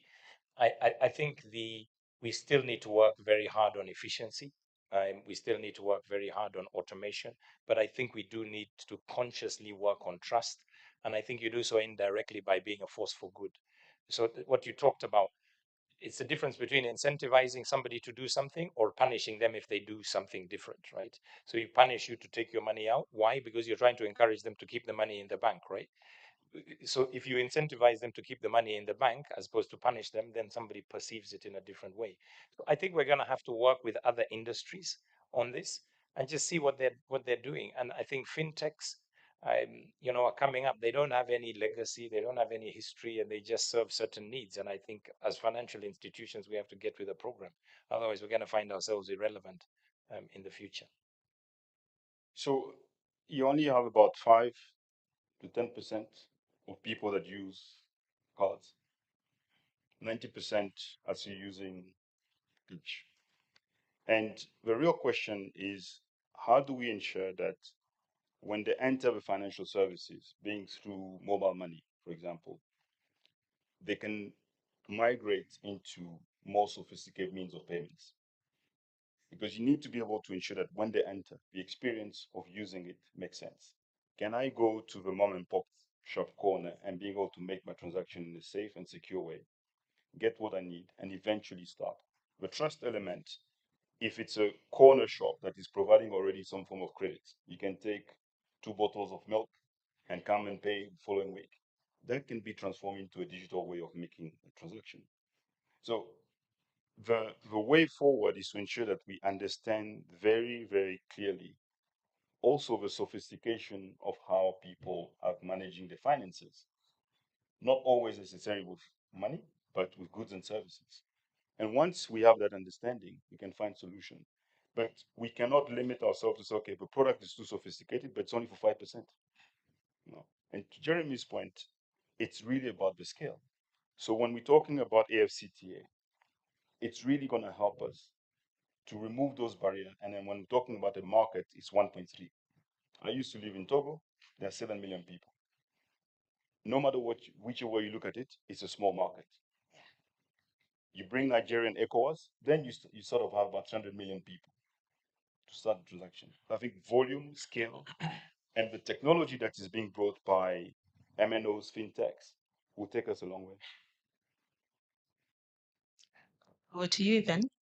So just on 2 points, you talked about cost to serve and trust. I think when we talked about building trust in terms of brands, we have a partnership with Google and with EcoBank. And when those two brands come together, SMEs tend to, and it's with a view of how do I get, open an account and get visibility. I think I don't have to do research, but I think that the customers of the bank, the SME customers of the bank, would see that as being an investment that the bank is making in their growth, which I think is one way of building trust. And in terms of cost to serve, what we've done is found that the price point that, again, for what we do, which is visibility, making sure that customers can find you and you can grow, around $10 to $20 per month is as much as they're willing to pay. So we've really worked in terms of bringing down the cost of providing services to these small businesses. And I think one of the things that is an opportunity is the telco link. So we're looking at how we can bundle sort of a digital presence pack together with a mobile data package so that I'm online, so I have data, but I'm online as well, so I can connect with my customers. And I think those kind of partnerships should be able to bring the cost to serve down. My last point on trust, because I have my GSMA partners here. When it came to supporting women entrepreneurs, one of the things that we found is that there's a lot of built-in trust in terms of organizations that support women. And so with us, about of the 4,000 entrepreneurs or businesses that we've supported, 70% are women. And what we found is as long as we're willing to enable these organizations that know the women, they have the relationship, the training is done. You mentioned the training, making sure that the training is adapted. That helps to bridge, or it's one way of helping to bridge that gap by leveraging the trust of the associations. And that we found, again, in a way of partnering is made a difference, has moved the needle. I think the conversation has anchored around access, inclusion, finance, and those kind of topics. But to close it off, Jamil, I think when we look at digital inclusion, yes, we've spoken to the cost of it and what is required and the fintech solutions for it, etc., and the rails that will make that happen. There are social sectors that require digital inclusion. The health sector, the education sector. I think it's easier to talk about how we will enable entrepreneurship, will enable small businesses. But if you look at the social system, and you spoke about infrastructure, Jeremy, how are we making sure that our hospitals stay online and how our schools and the people are now using smart schools and they've got smart boards because the access to knowledge and information becomes exponential for them and not rely on textbooks. So those are real challenges that the next generation is going to face. And in the conversations we've had today, I think every panel spoke to the youth dividend and how we're a how we're a young continent, how we're growing. But we're putting those children in schools that actually do not have access. Our parents and ourselves don't have access to good health systems. And the digital enablement and advancements in technology in that space, if you look at the global north, have advanced quite incredibly. But if you look at the global south, which is ourselves, we haven't quite reached that yet. We have small illnesses that could be solved quite easily, access that could be solved, knowledge that could be solved, but we don't have that. From your perspective, obviously, I'll say you're in the diaspora because you're a sister. How are you dealing with that? So I would also say again, giving an example from the UK. The UK also during the pandemic struggled with providing healthcare services through digital as well as education. So obviously it's a completely different comparison, but I think that there's still a ways to go. I would say that I think investing in or supporting ed tech entrepreneurs and digital or health tech entrepreneurs is absolutely critical, because that's where I see a lot of the solutions coming from in relation to the continent. There are a lot of amazing ed tech companies that are coming up, and again, as a result of the pandemic, that are really pushing for change. And I also think it will happen in steps. I think this is something that will take a very, very, very long time. Um, Personally, so again, in the UK, I would have a hard time getting access to a GP for an appointment. I then decided, well, let me see what else is out there, and I opted for a company called Babylon, which I believe is also here in Rwanda. And I'm able to go on my phone. I'm able to find an appointment. I'm able to do that through video or on a call. I'm able to see information on all sorts of other things and diagnosis and all sorts of other things. If I need to actually go into the doctor's office, then I can also do that. That's amazing. But for me, again, I didn't think that that was something I could do, and I was in the UK. So I don't want to say that this stuff is going to happen anytime soon. I think it's going to take a while. I think it's going to take, again, public and private sector collaboration. But I put my trust in this space, in the fintechs, in the ed techs, in the healthcare technology firms, because they are finding really interesting ways to to to find solutions, but also try new things. And if it doesn't work, well, it moves on to something else. So yeah, I'd say I'm optimistic, but I also don't want to say that we're anywhere near close to where we could be on that front. No, thank you for that. And I think you've articulated it very well. The challenge remains. The solutions are still to be found. And I think we're all pointing to our entrepreneurs, whether it's agri-tech, fintech, health techs, they need to come up with it. Two questions from the audience. Goodness. Okay, there are three hands, and those are the only hands. Please stand so that no one else can raise a hand. Because then I'll have rolling questions. I'll start with the gentleman on my left, your right. Hi, good afternoon. My name is Kingsley, and I run a retail tech startup in Ghana, Nigeria. Hearing Jerome and Carl talk, I saw a lot of synergy into what they were saying. So when we started our business, we we're catering for last mile retailers. And initially, we didn't see payment being critical. We thought you just wanted to just capture data and move on. When COVID hit, payment became critical. And fast forward after COVID, we are seeing a decline in them doing payments because there's so much taxation now on the non-cash payment. Now, with the data I see every day, I see two clear things: open banking and open data. Is that something that as a bank and as Visa, you see as a gateway to first, get proper data on these MSMEs and be able to offer them value beyond payment processing so that they will come and stay and persist? Thank you. Let me take all the questions. I love it. I should have asked that question. Next. Yes.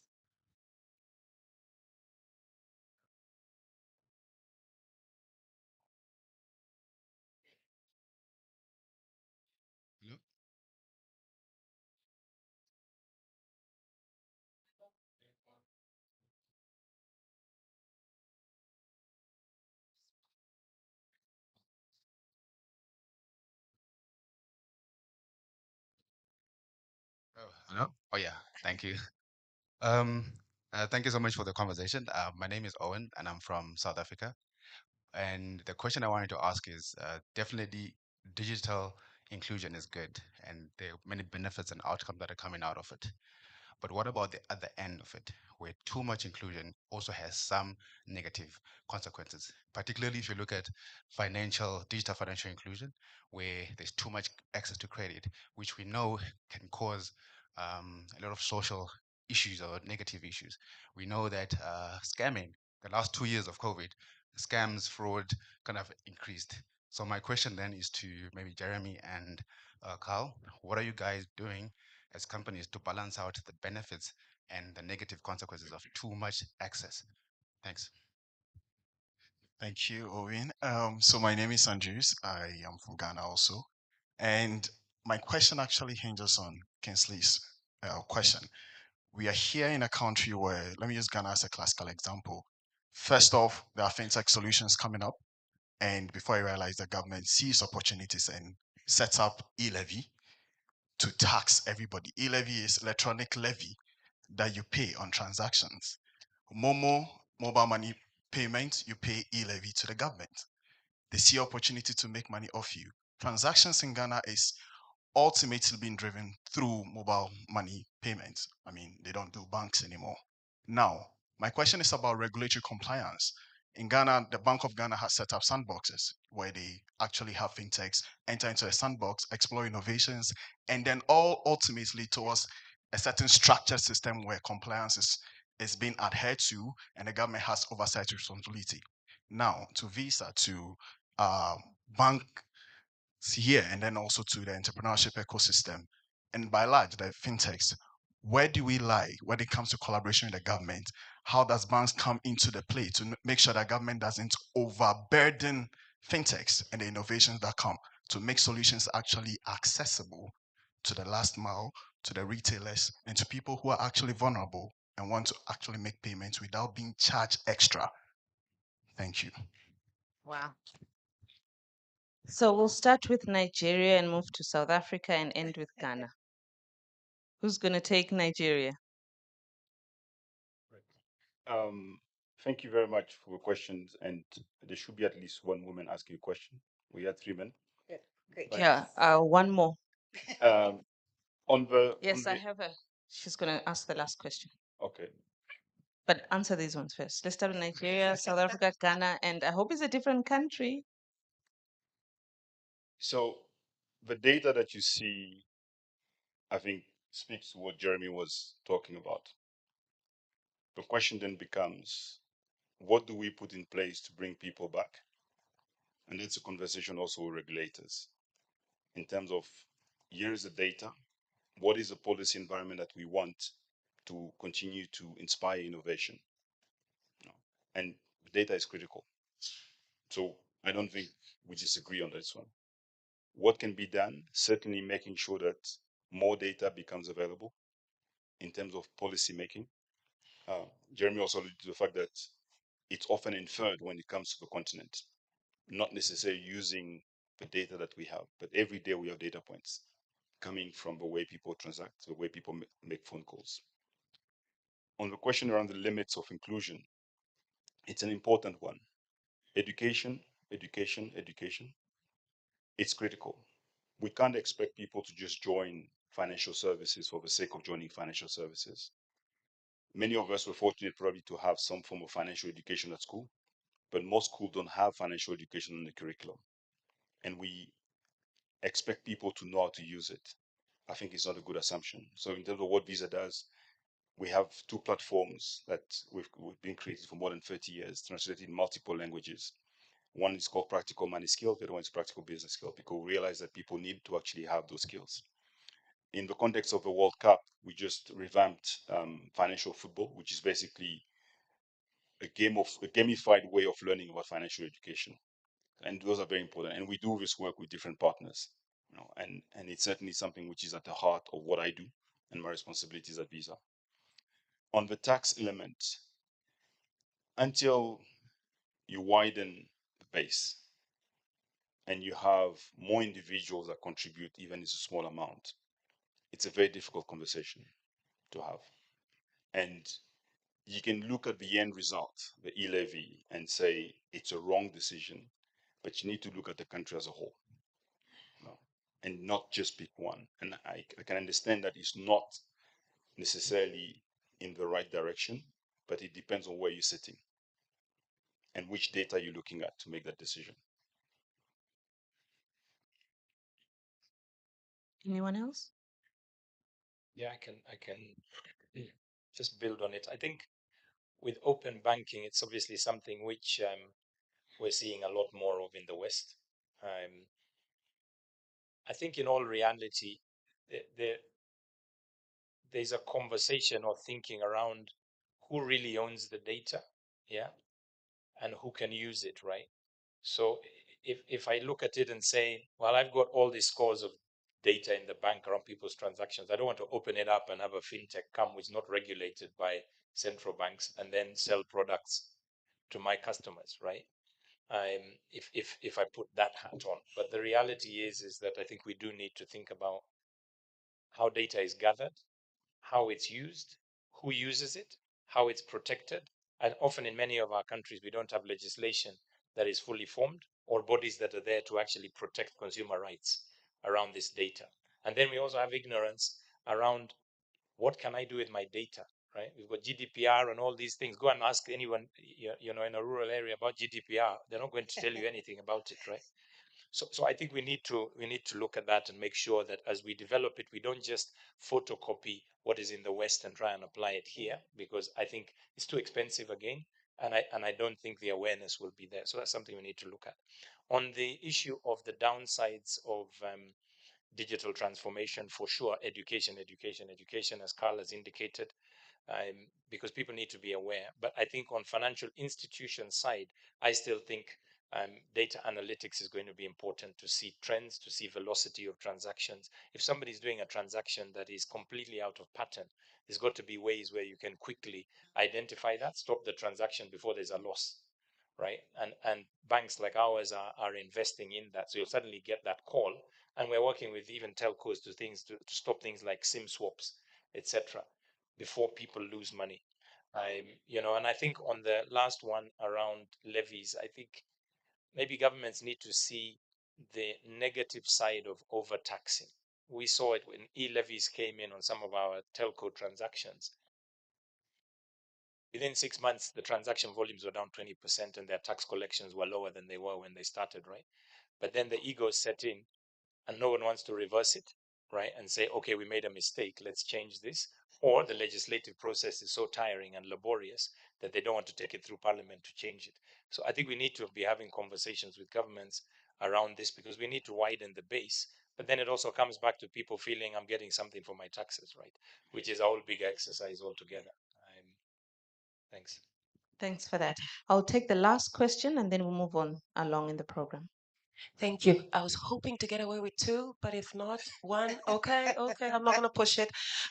Hi, my name is Carol Ndosia. I'm from Tanzania. I Part of my work supports entrepreneurs and SMEs, and my question would go to the fine gentleman from Ethiopia.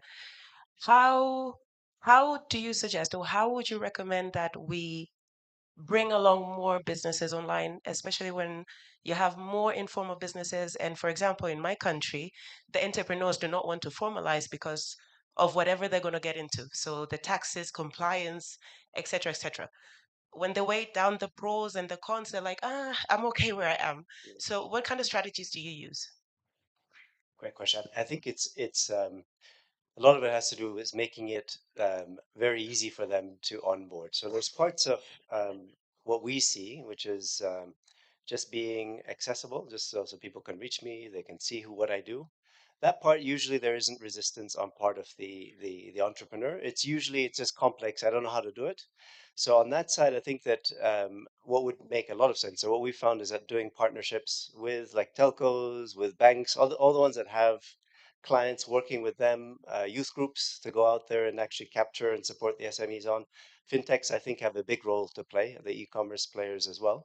So I think it's just to make it very, very easy for them to come on without the, of course, the registration part. Sometimes they resist, but just having a sort of a light presence online usually is not that complex. So what we found is that they're quite open to doing it.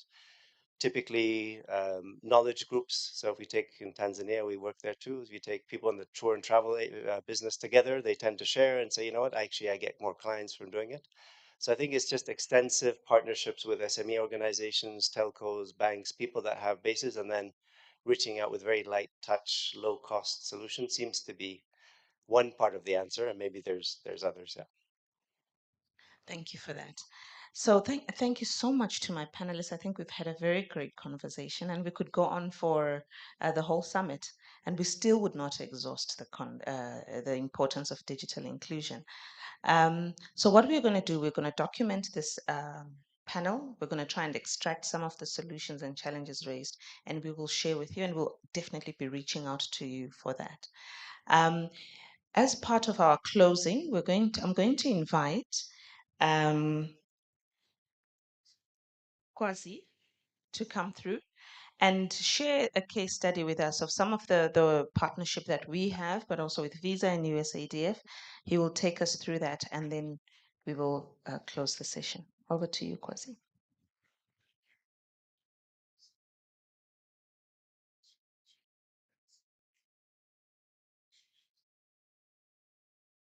Can you hear me now? Much better. Thank you. Thank you very much. Thank you, Sazini, again. It's really a pleasure to be here. And I see some familiar faces today here. So good to see some of these familiar faces.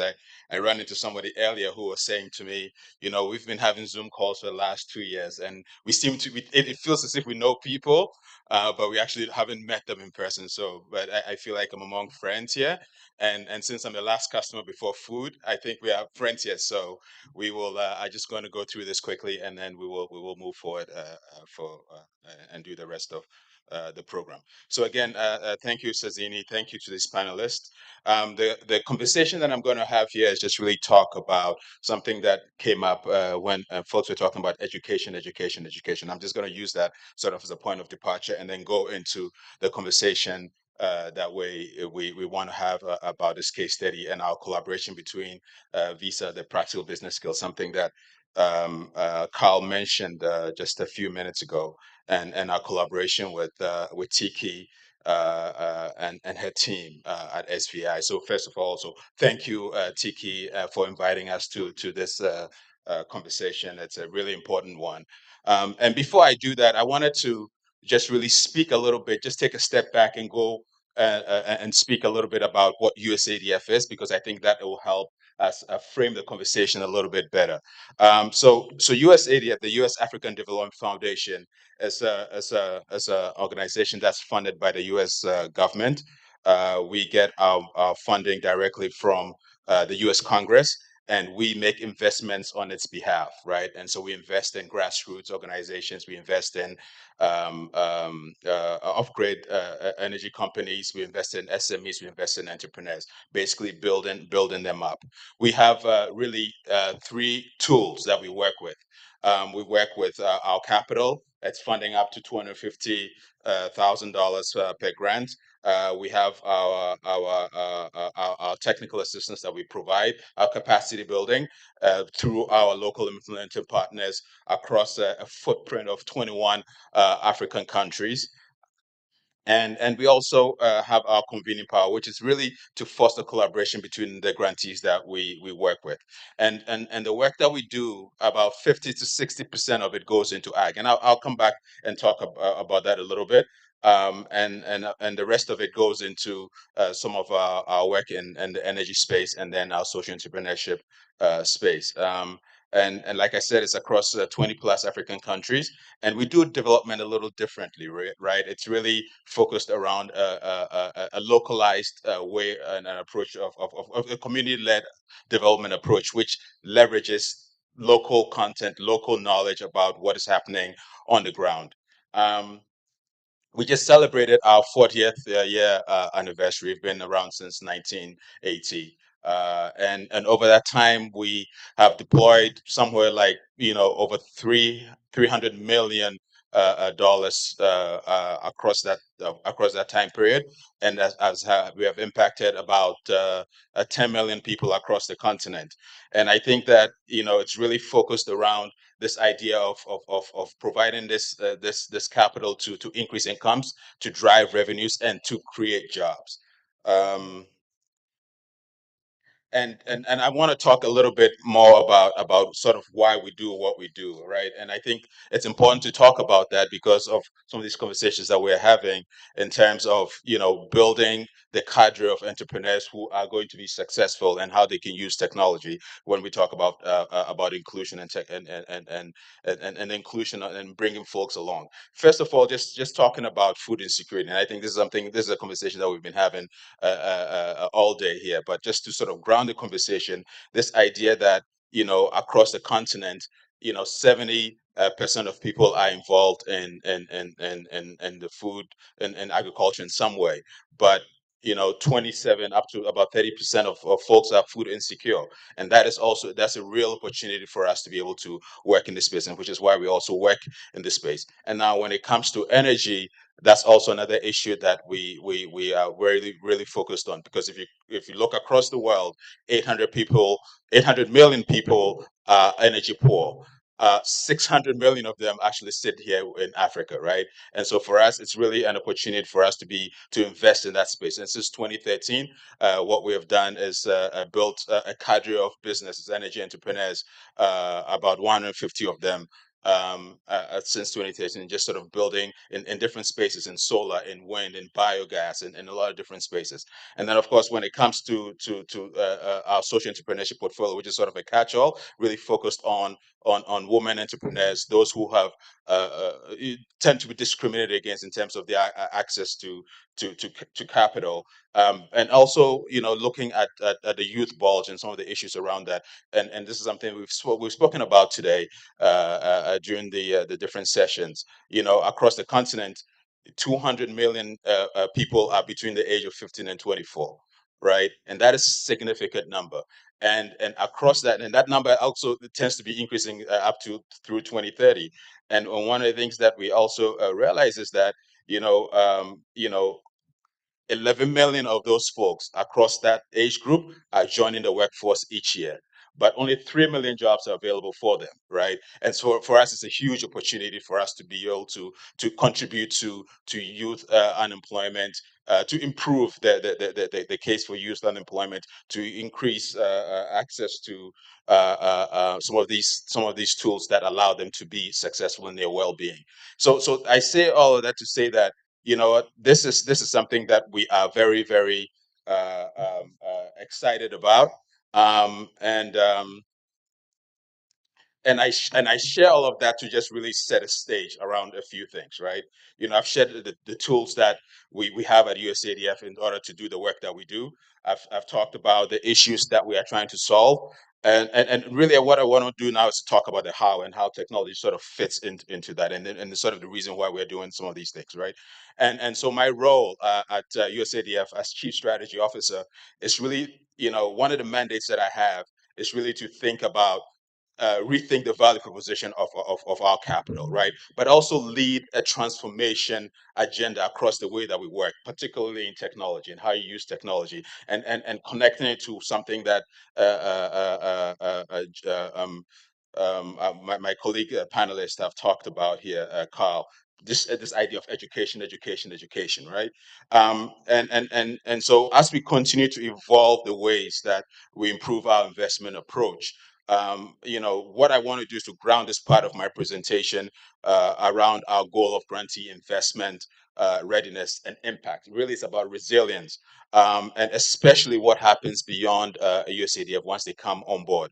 And really, what we see on this slide here really is a manifestation of a large idea around how USADF is thinking about what comes next for our grantees. So today, our grant model really sits within this top half of this framework that you're looking at, in the ideation, in the incubation, in the acceleration space. What the aspiration is to get to a place where we are matching the needs of our entrepreneurs who are in the scale up or financing stage, and that if the grantees have grown beyond USADF, we connect them to next stage financing so that they can continue to thrive. And so our point of arrival is a place where we are able to leverage the various existing mechanisms and tools that we have, that allow us to be able to potentially recover portions of that capital through different mechanisms that we have. And for example, if some of that capital from that revolving pool is then used to support entrepreneurs at the incubation stage. Really, it's just really about creating a sustainable way of financing them. But what I think it's important to understand is that, these grantees that we are targeting, they are being targeted by this tool that we have, this something we're calling the learning management system, right, which is being powered by the Visa Practical Business Skills platform, in collaboration with SVAI. And this brings me to really, why we are here, right, and why we think this partnership that USADF has with Visa and SVI is so important, right? This LMS has been designed as a customized, tailor fit capacity building platform for entrepreneurs across all the markets that we have, in the 20 plus markets that we have, and it's really going to be accessible through online platforms. And this is something that we talked about, right? It's really about education, but how do you have to meet these folks where they are, right? And part of that actually means that, you have to go through the WhatsApp, you have to go through the Facebook, and some of these other tools that we have, right? And really, the goal here is to really think about, this idea. Think of it in terms of a conveyor belt, right? You receive your grant from USADF, and the expectation is that over the period of your grant, let's say it's 18 months, you must have completed, let's say, 6 to 10 modules of the LMS, which you could think of it in terms of an elective course that you took when you were in college, right? But this idea is that, it allows us to also intentionally track the entrepreneurs, following them through a graduation model, which I shared with you earlier, just making sure that they are investment ready, and really equipping them with tools to succeed and become investment ready as they look for ways to access traditional financing later on from commercial banks, and so on and so forth. So I think that in aggregate, really what we are trying to do is to build an incubator for small businesses, using technology as an anchor, right? And getting them ready for acceleration, and ultimately position them to be able to generate a commercial return through the productive use of capital that they receive from other commercial entities. And so with that, I think that I have run out of time. I'm going to stop right there. But this is something that we're really, really excited about. We think is going to pay some tremendous dividends into the future. And so stay tuned, watch the space. There's more to come. Thank you. Thank you for that, Kwazi. On that note, we have come to the end of the day and the session, today's session. We look forward to seeing you tomorrow. I think we start at 9:30 at the main auditorium and then break away into our session. Our first one, I think, is at 11:30 tomorrow on digital infrastructure. So I look forward to seeing you tomorrow. Have a good evening further. Thank you.